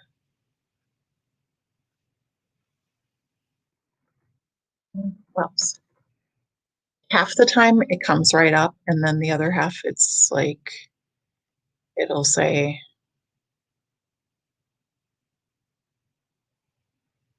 um, it'll say no results found. I'm like, what? Where'd it go? Okay, there it is. But I'm going to be honest with you. Another red flag is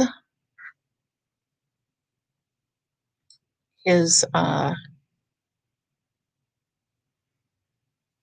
Here, let me put this. Let me share that. Let me stop sharing that, and let me share this because that video of Summer dancing around in the rain, as cute as it is, I'm sorry, it's a huge red flag.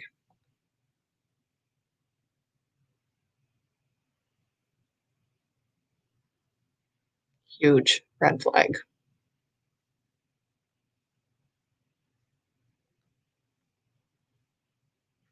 Robin and Candace, yeah.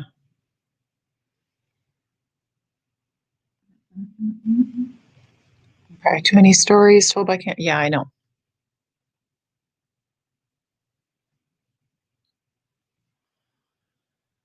All right. Here we go. Okay. So here this is. It's really quick. I know you've all seen it, but that barrel back there that says for sale, what in the hell?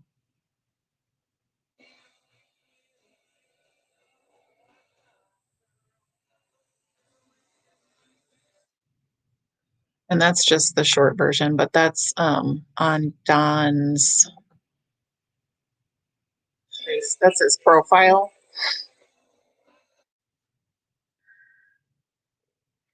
Okay. So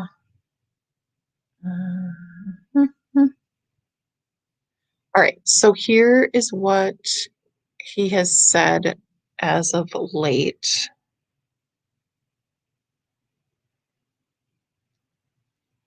on his Facebook page.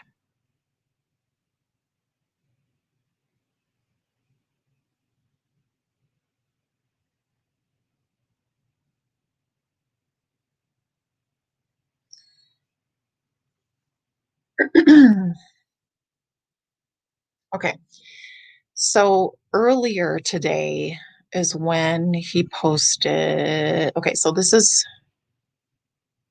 okay, that was yesterday. Look at her, sweetie pie. And then look at that filth behind her.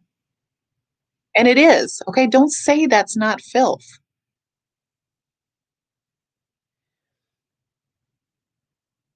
Talking about, oh, the ugly, nasty world. Okay. Oh my gosh. I had no idea how evil this world was until I earnestly tried to learn and tried my best to follow in Christ's steps. He warned us what to expect, evil. Now that's true. He took my most precious love. No, he didn't take her. He, God, did not take her. Okay. And she loves me with all her heart. I believe, okay. That's why I hurt so bad. I couldn't save the one who loves me the most. I will probably not see her again in this ugly, nasty world, but I claim the promise.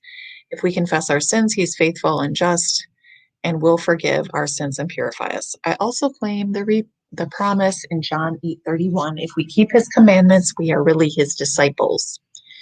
I will do his work proudly, no matter what Satan says. You can take my life too, like you took Jesus's and all of the apostles and Christians, but in the end, I will be with God, Jesus, all real Christians, church family, and my beautiful daughter. First of all, Don, you don't get to decide who is and isn't a real Christian any more than I do or anyone else. Just saying.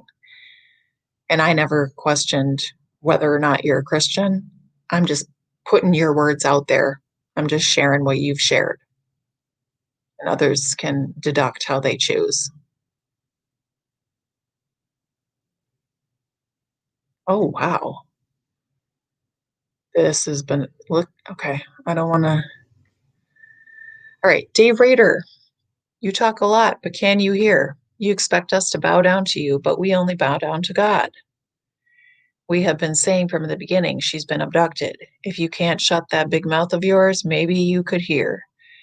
Would you and authorities be looking in all these dumb places if she was abducted? No. Sorry, I'm very, very upset, but all these search teams are wasting time. Can you hear? Okay. Oh gosh, this is just bananagrams here. I don't even, y'all can read this to yourselves if you want.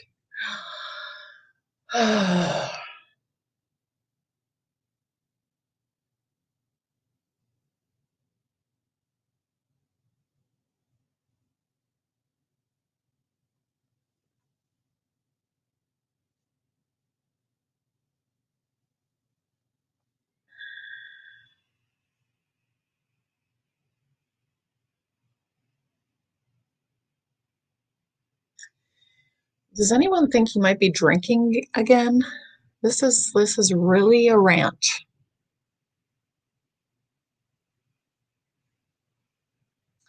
Okay, now he's clear-headed again a little bit here. I pray for everyone. I don't mean to jump on anyone.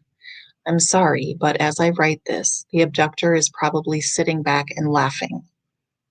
God knows the heart, and he will bring it out. He will bring it all out in time. That's right, he sure will. He sure will. That's right, Don. All praise be to our living God forever. Please forgive me. Okay? And then a little while later, 1 John 5 and 19. We know that we are the children of God and that the whole world is under control of the evil one. Okay.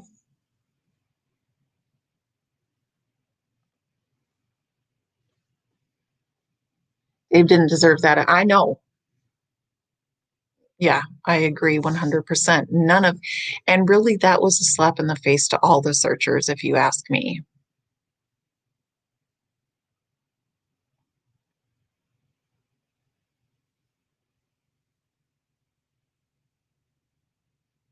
Yeah.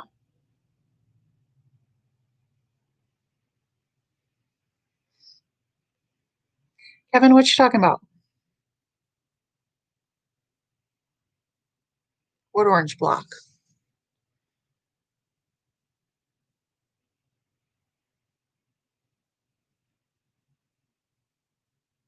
Oh yeah, no doubt. Hourglass. I would too.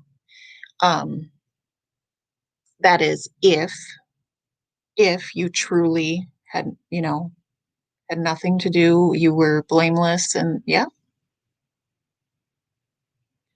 Um, but to me, he sounded like he was blaming God.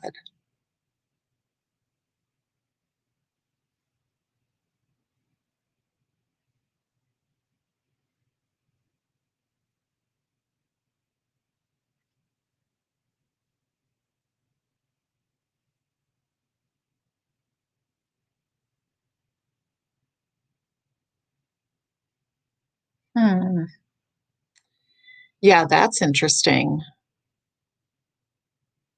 If Summer had an exam, I would imagine that she would have, but I guess we couldn't say for sure.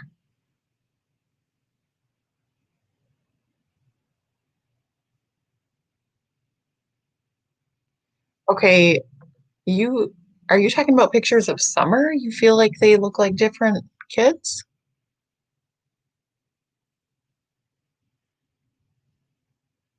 Ooh, we got some weather coming in.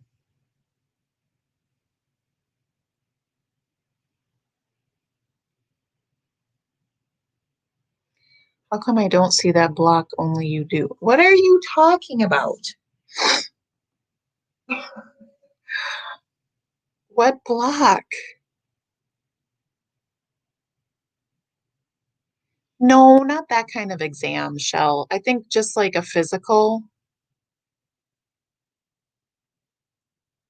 At least I don't think that's what they were, whoever said that was talking about.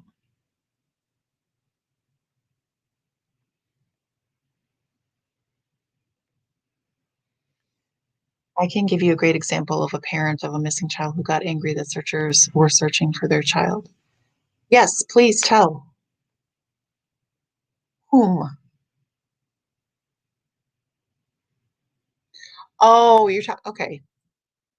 Kevin, you got me all confused over here thinking that I'm doing something.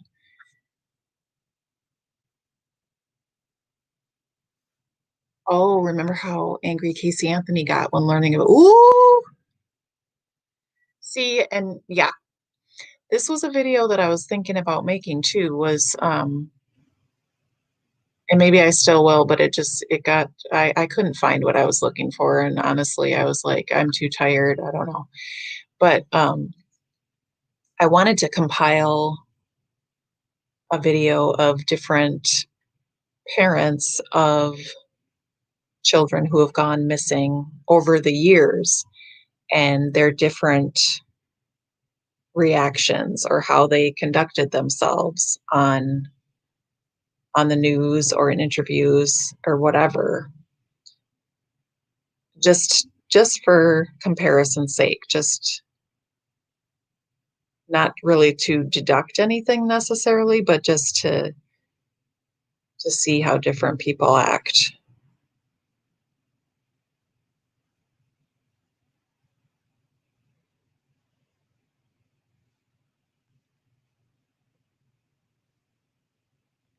Yeah, that's exactly what I was thinking. That his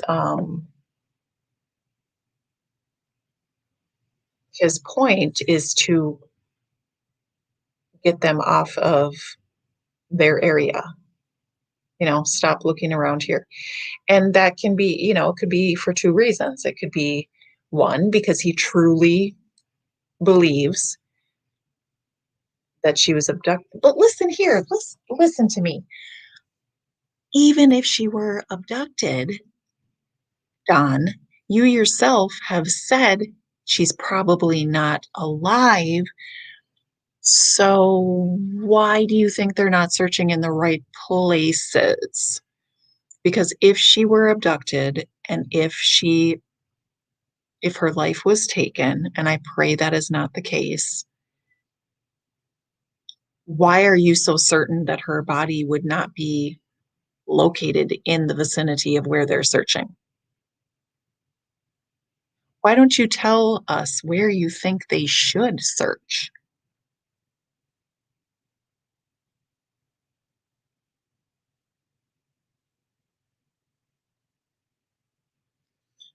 Patricia, I shared it.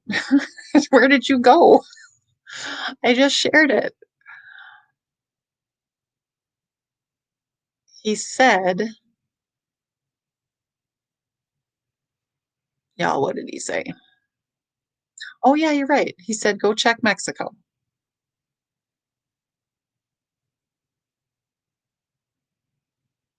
Doesn't Don see and know how his wife changed her story? He wants our eyes off of him because he wants to move her. Ooh, ooh, child.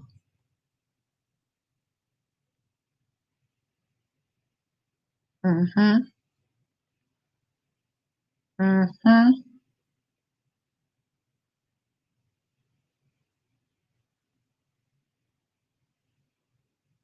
Patricia, did you see it though? But if you just rewind back a little bit. It is there, and I just can't remember. He said something like, if you'd shut your mouth and open your ears or something like that. He didn't say open your ears, but he said, if you would just listen and look where I said. Okay, so here, now I want to speak to this because I remember a very early interview, maybe one of the first press conferences, I believe, where either the sheriff or either the sheriff's office or TBI stated no search warrants were needed because everyone had complied with their searches. So where is Don coming from by saying that they need to search everybody's property? They've searched everywhere that they've asked to search, and everyone has allowed them in. So nothing was denied. Should we post to Don? This is not an Easter egg hunt. Oh my gosh. Oh, yeah, he certainly did, Patricia.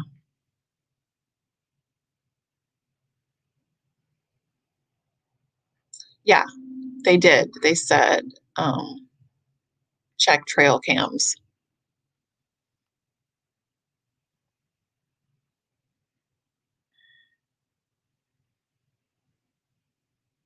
Is there a pet cemetery nearby? That company makes plastic. I don't know. Why do you ask? You think that Don knows where Summer is? Yeah. And this is what I keep saying too. Literally, say whatever you want about me. I mean, unless you, well, no, even if you've got me in a jail cell, yeah, I'm going to be freaking out, but my main concern is still going to be, where's my baby? Where is my baby? I need, just find my baby. Just find my baby. I just, they have cared way too much about what people are saying about them through this whole thing from the beginning. And that is why Candace has not spoken out. Or maybe it's because Don wouldn't allow her to. And then by the time he did allow her to, he had to be there, right? But then he was not there for that interview with Chris. So he did allow her to do that.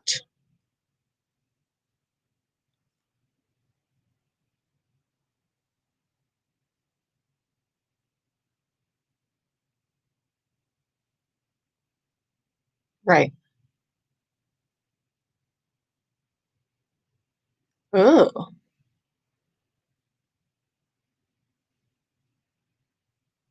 Oh, Summer's puppy. Yucky. Lucky yucky.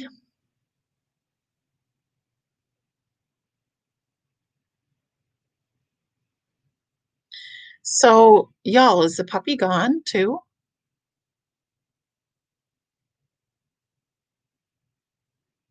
Did she? I don't recall. Did she point out Summer's puppy?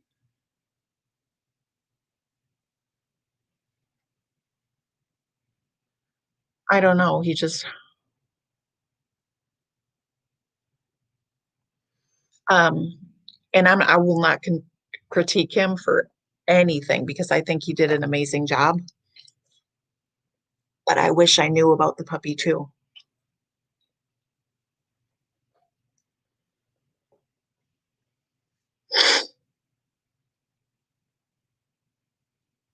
Yeah, I hear what you're saying for sure. Didn't see it in the video with Chris. Okay. Ooh, Kevin's got a sixth sense. My sixth sense and gut have served me well. In fact, it saved my life more than once. And my sixth sense and gut to tell me all three of them know where Summer is.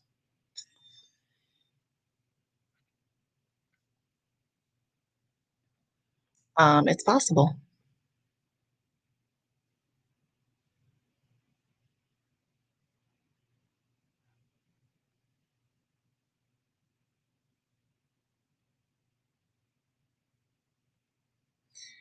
Candace also didn't know what Chris was talking about when he asked her about the dog trail.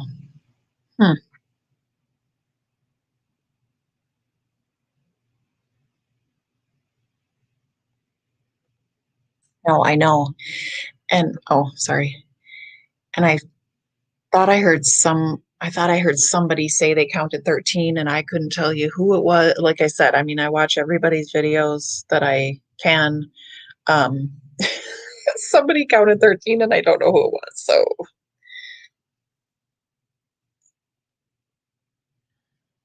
go back to where Grandma collected those rocks. Huh. You know what else I thought was really weird? And somebody brought this up. Um, I think it was in a Facebook post, or maybe it was, I don't know, you guys. Yeah. But it was a valid question, which was, why aren't there any pictures of Summer doing doing the planting? Um, and that's a purely speculative question. It's not anything that is a super duper red flag. And maybe she does have pictures that she just didn't share, but it just doesn't fall in line with what we know that she normally does with all of her TikToks and her Facebooks and whatever's. She posted a lot on TikTok, and there was nothing like she had a picture of the plants, but then no pictures of Summer and the plant and Summer doing the planting. And it just kind of seems like, yeah, this is what I'm saying, Francis. It seems like that's something that she would normally do. Just that would fit how she normally acts, right?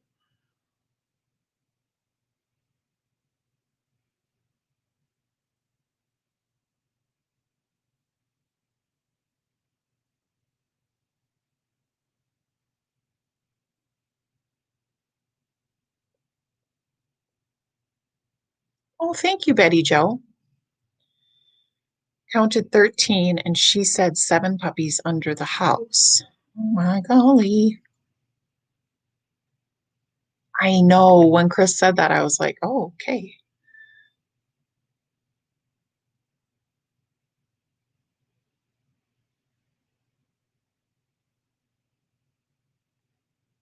I don't think Hunter was ever in the back seat.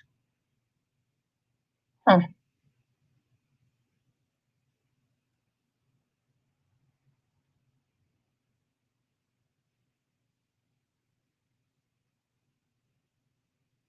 No, she did not. Whoa. No, she did not show Summer's puppy, and that puppy was not there. Well, we don't know because nobody asked about it. So it could be there. What makes you certain that the puppy isn't there?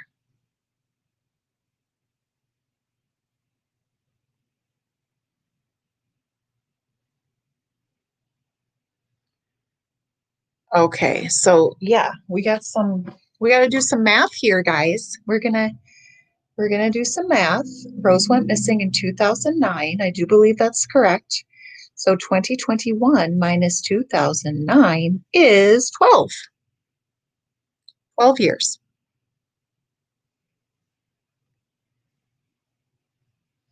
I think H is just a 15-year-old boy that comes from a dysfunctional family trying to look cool, but I'm still, yes, Kevin, thank you. And did y'all hear that bark? That was one tiny under 10-pound dog, okay? And no one is trying to abduct anyone. And that's what my dog did. Okay, girl. Okay.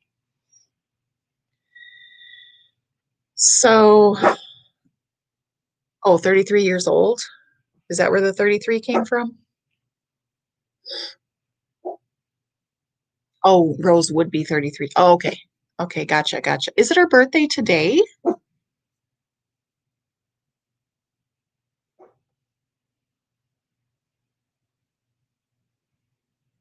Oh, in August. Okay. No. So, okay, where'd that go? The hourglass. Well, I believe that is pretty much the $1 million question, the hourglass. So what we have to go on is what Candace has relayed to us that they came home. She brought the groceries in, which I'm going to point out another discrepancy. So when she originally talked about the places that they went that day, I remember her saying that they were only in the store for about 5 minutes and they got some milk and a few things. But then when she's talking about it when they get home, she says that at some point she says, okay, the milk is inside of the truck and everything else is in the back, in the bed of the truck, which Hunter also said. Okay. So that said, yes. And Hunter said they were in there for an hour, which, okay. So they were in there for somewhere between 5 minutes and 60 minutes. Nobody really knows, nobody's really keeping track of time here very well, but somewhere between 5 minutes and an hour, they're in the store and they get the milk and they get a few things. But then also, okay, when they get back, she says that the boys come out to help put the groceries away. And some of them are candies. So I'm just thinking, and I could be totally off here, but I'm just thinking, okay, are there 2 gallons of milk and then just like one more bag? Because to me, that's a 5 minute trip. One bag of stuff and 2 gallons of milk could be a 5 minute trip in the store, right? Does it take all of those boys? And maybe that's a practice that they do. I'm going to tell you something. I've got 4 kids, and throughout the years, we got to the point where we were like, you know what? If these kids are home when we get home from grocery shopping, because this is when they were older, where they definitely could be home by themselves. So we go out and we spend the money, we get all the food, right? So when we get back, usually we'd call the kids when we were about a couple minutes away and say, get ready, get your shoes on because you need to come out here and help us bring in the groceries. But that's bags and bags and bags. And maybe, it's possible that they could have just, this is a practice that Candace does because she wants them to be responsible and, um, to just take part in what are the words I'm trying to say? I think it's getting late. But just to take some responsibility and be part of the family, and pitch in is all I'm saying. So it could be that they just want them to pitch in. So maybe because there's 3 boys, right? So maybe one boy has a gallon of milk, maybe another boy has a gallon of milk, and maybe the other boy has one bag of groceries. And then Candace doesn't carry anything. I don't know. What do y'all think about that? Is that something that doesn't add up for you? Or and then apparently they're they're putting the grocery. Oh, because then she said, and then we went in and put the groceries away. I believe she said she got some laundry going, possibly. Um, okay, what's weird about the cactus? Yeah, Candace said they transplanted the cacti. Girl, this is another $1 million question. But now keep in mind, H was the one, I believe, that said that they stayed home to clean. Or was that Allie? That might have been Allie. But yeah, nobody was cleaning. Come on now.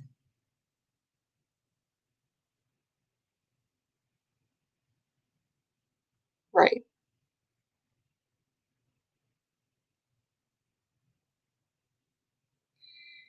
Yeah, they're cactus, but she called them flowers. I don't know.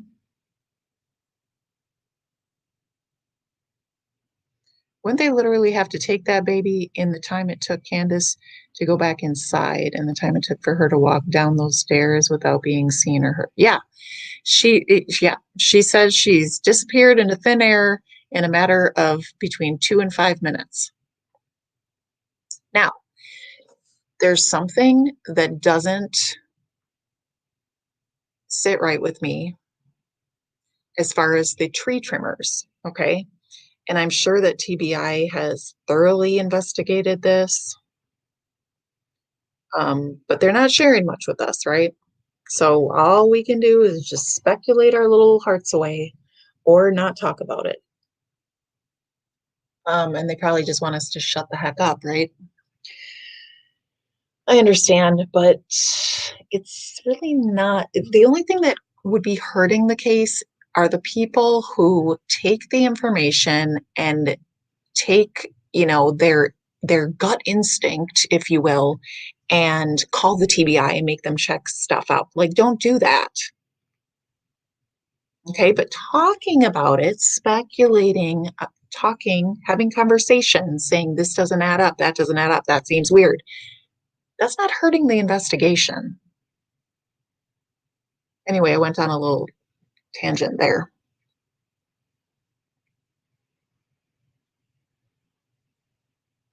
But Candace had brought up those tree trimmers, right? And so I keep thinking, to me, that could be a possibility of an abduction. There's been, I bet the tree trimmer abducted someone around his lunch break. Okay, now I know it seems far fetched, but I've heard of, and this was a case of an adult female that I'm thinking of, and I don't remember the woman's name. Um, However, I know there's been more than one case of people working as or posing as some type of worker in the area, but really they're scoping out their prey, right?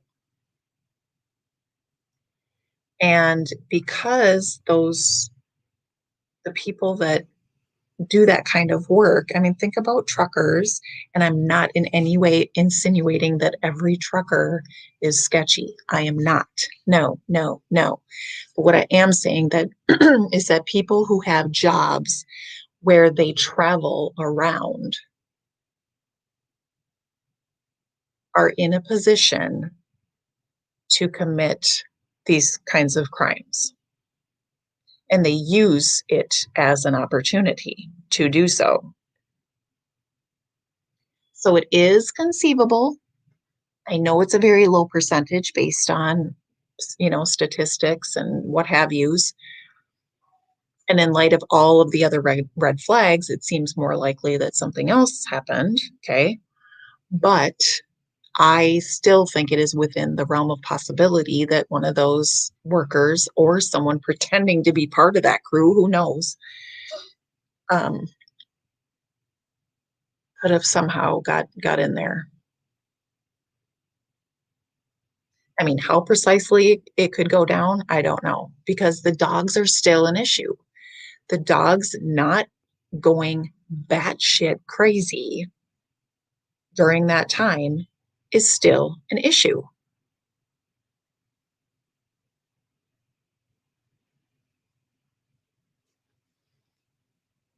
Yeah.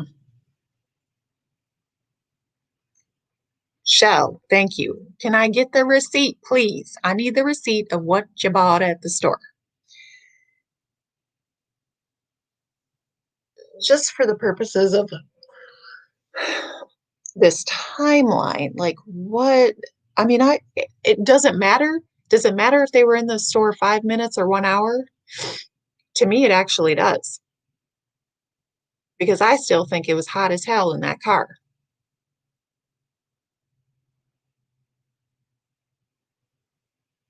I don't know about Juanita.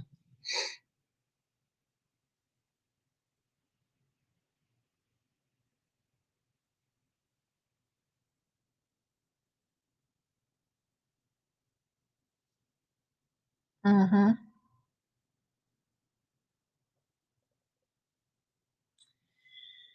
Then their stories wouldn't be lies. And if that were true, that's the thing. Well, and I don't know if their stories are lies. I'm not even saying their stories are lies. What I'm saying is there's a bunch of red flags. I'm saying no one's coming out and speaking highly of these people. I'm saying look at their home. I'm saying look at their arrest records. I'm saying look at the order of protection. I'm saying look at the allegations of abuse in Don's past.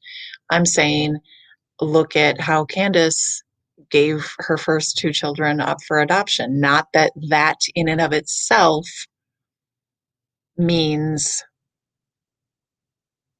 that she is of unsavory character. I'm just saying when you add it all up, it paints a picture.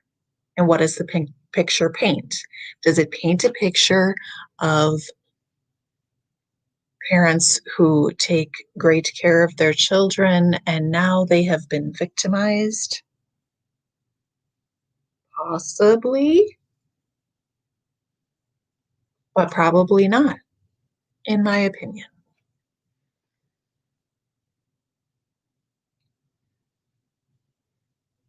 Yeah. And then at that point, I want to know what was she wearing? Was Summer, when did Summer change out of her swimsuit and into that little sweatsuit outfit?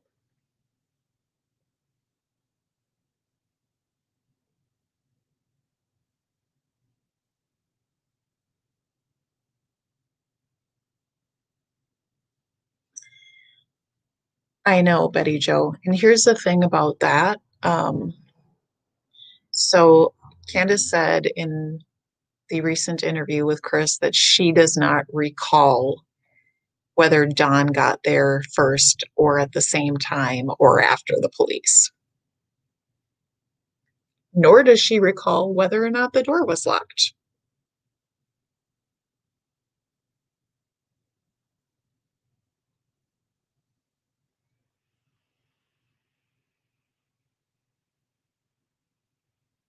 So, my King of Kings, I'm thinking if if she's being truthful about all of that, all the pillow stuff and the changing of the clothes and when and all that business, um, I don't think she indicated when she changed the clothes, so it's very possible that she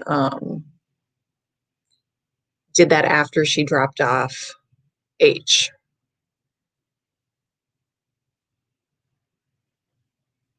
But I still don't think it was cold. That still sounds like really weird to me.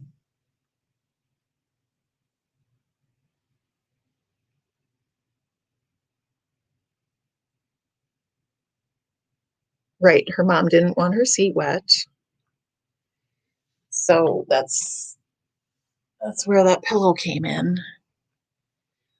So that's one thing that sort of does line up with that she wasn't planning on going swimming. But then I'm like, but why did she put her in her swimsuit then?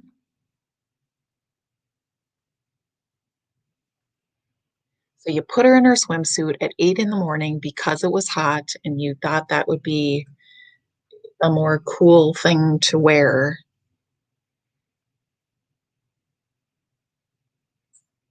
And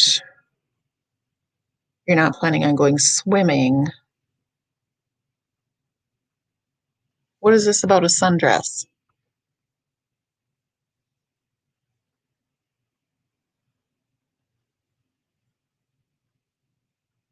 Summer's wearing she wasn't in a real swimsuit.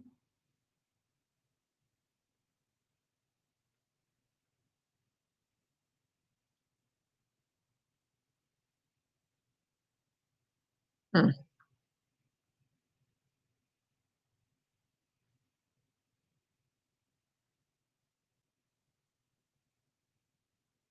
I don't know. So y'all are saying she was in a dress. So Candace called it a swimsuit. Oh, in her interview, she said she put her in her swimsuit in the morning. And that's just semantics. Maybe that's what Summer wears swimming. Maybe, but we've seen her in an actual swimsuit before. Hmm. Some say skirted swimsuit. Okay. Well,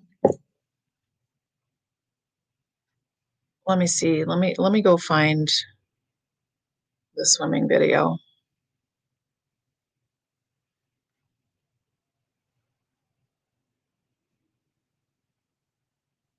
I'm pretty sure Plunder has it.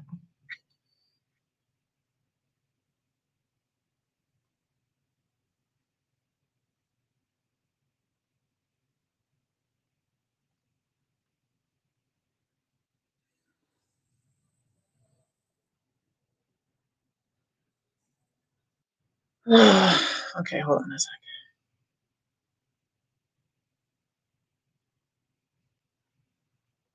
I don't even know if I can see. It's really hard to see.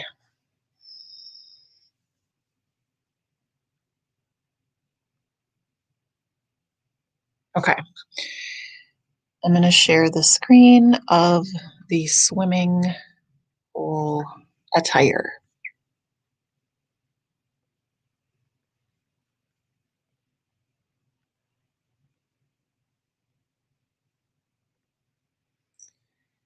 And I'm not going to share the audio.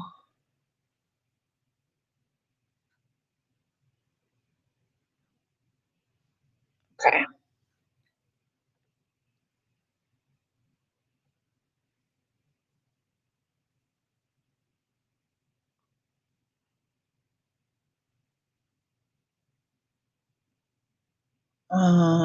Does that look like a skirt? Really can't tell, guys. Oh, yep. She was upside down, but yep, okay. Stop it.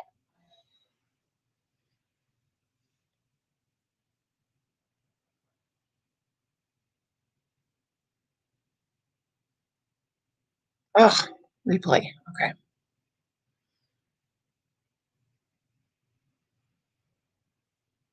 Hmm. It's really hard to watch her just because she's gone.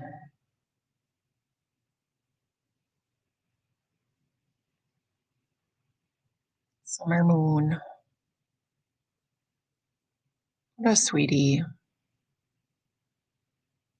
Oh my gosh, you guys.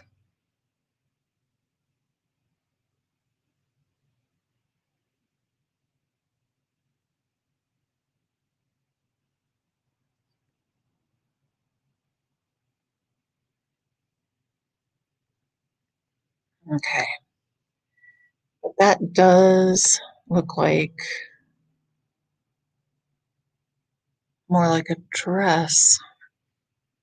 I can't tell if Yeah, okay, okay, yeah.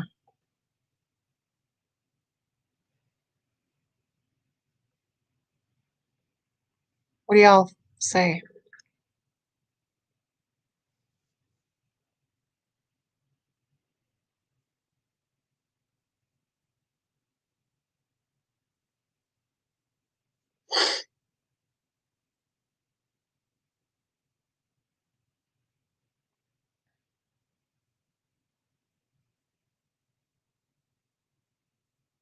Oh, you have a good shot of it, Hourglass?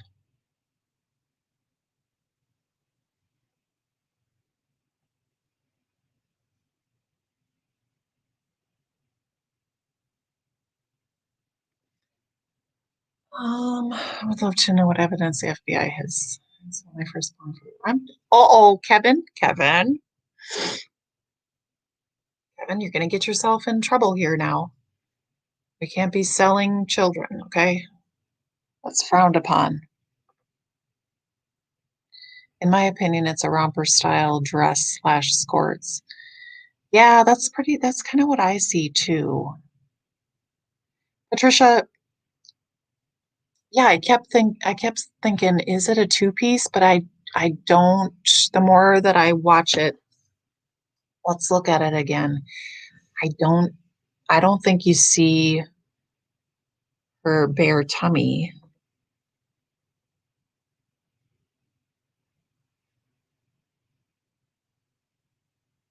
I see like the crisscross on the back.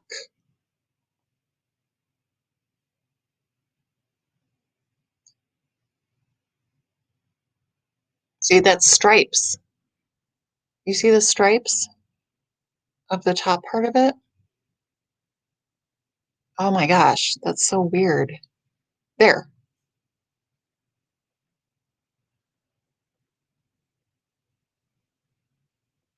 I'm going to slow it down.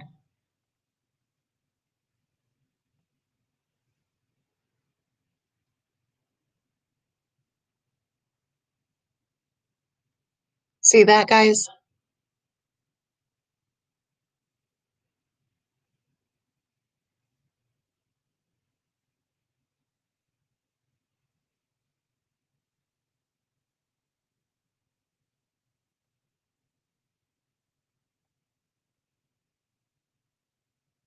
See right there, it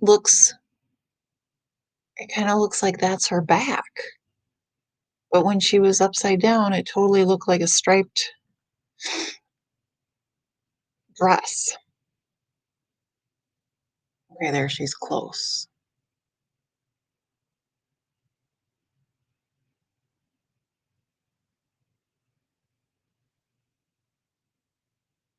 I see the stripes again.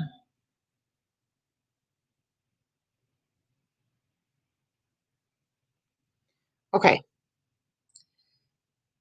I think I've gone off on a tangent. Where's the pillow? Probably in Wisconsin.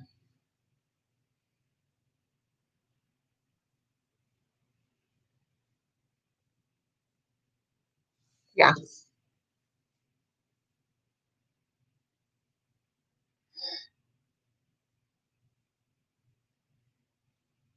Hmm. Now, just okay, it could be under there, but that's not what Candace said. Candace said she took it off.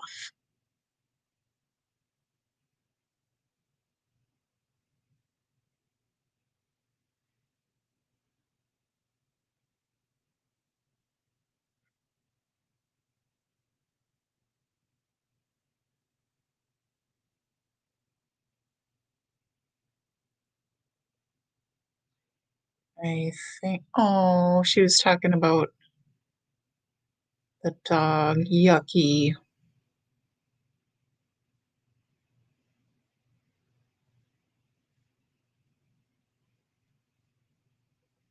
Sorry, I started looking at an article.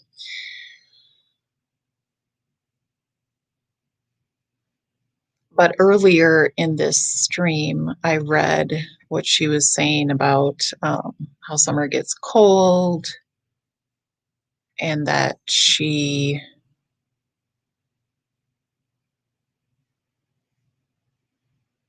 took the wetsuit off and put her in the only other clothes that she had.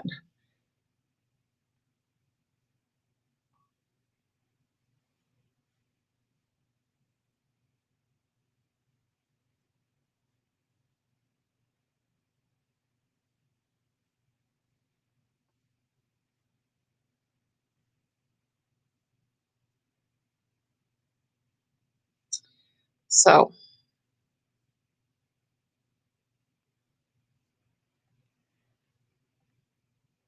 oh boy, I don't think I can talk about this anymore.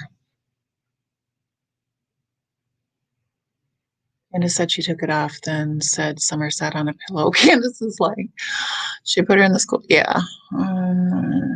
Okay. Kansas took off Summer's swimsuit. Then why was it claimed that Summer sat on a pillow because she was wet in Grandma C's truck?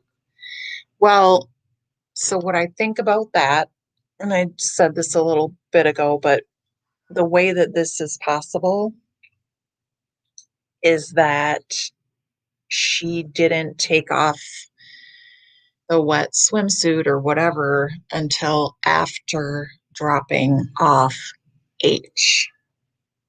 So they get in the car right away. She sits her on the pillow because she's got that on, the wet swimsuit. And then after she drops off H at some point for the drive home, so that she doesn't get cold, she changes her.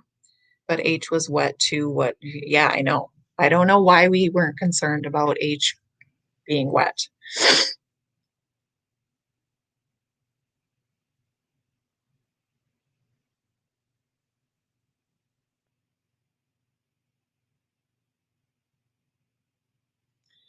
Um, I'm trying to find it, Dawn of Destruction. I read it earlier, so I'm gonna go. I think I'm gonna end this stream because I'm getting tired, y'all. But thank you for joining me. And if you go back a little bit in this stream, even though, gosh, it's almost 3 hours long, yowza. At some point, I share an article where Candace talks about, and I believe it was in the Rogersville Review, where she does address why she put her in the swimsuit and when she, oh, not when, but why she changes her and so forth. It's on this stream. Yes, it is emotionally draining talking about it. It's hard. But let's keep praying for Summer Moon. God bless her. Keep praying for those boys. And let's keep praying that what has been done in the darkness will be brought to light, whatever that may be. You're welcome, Kevin B. Thank you for joining me. And God bless you all. See you on the next one. Good night.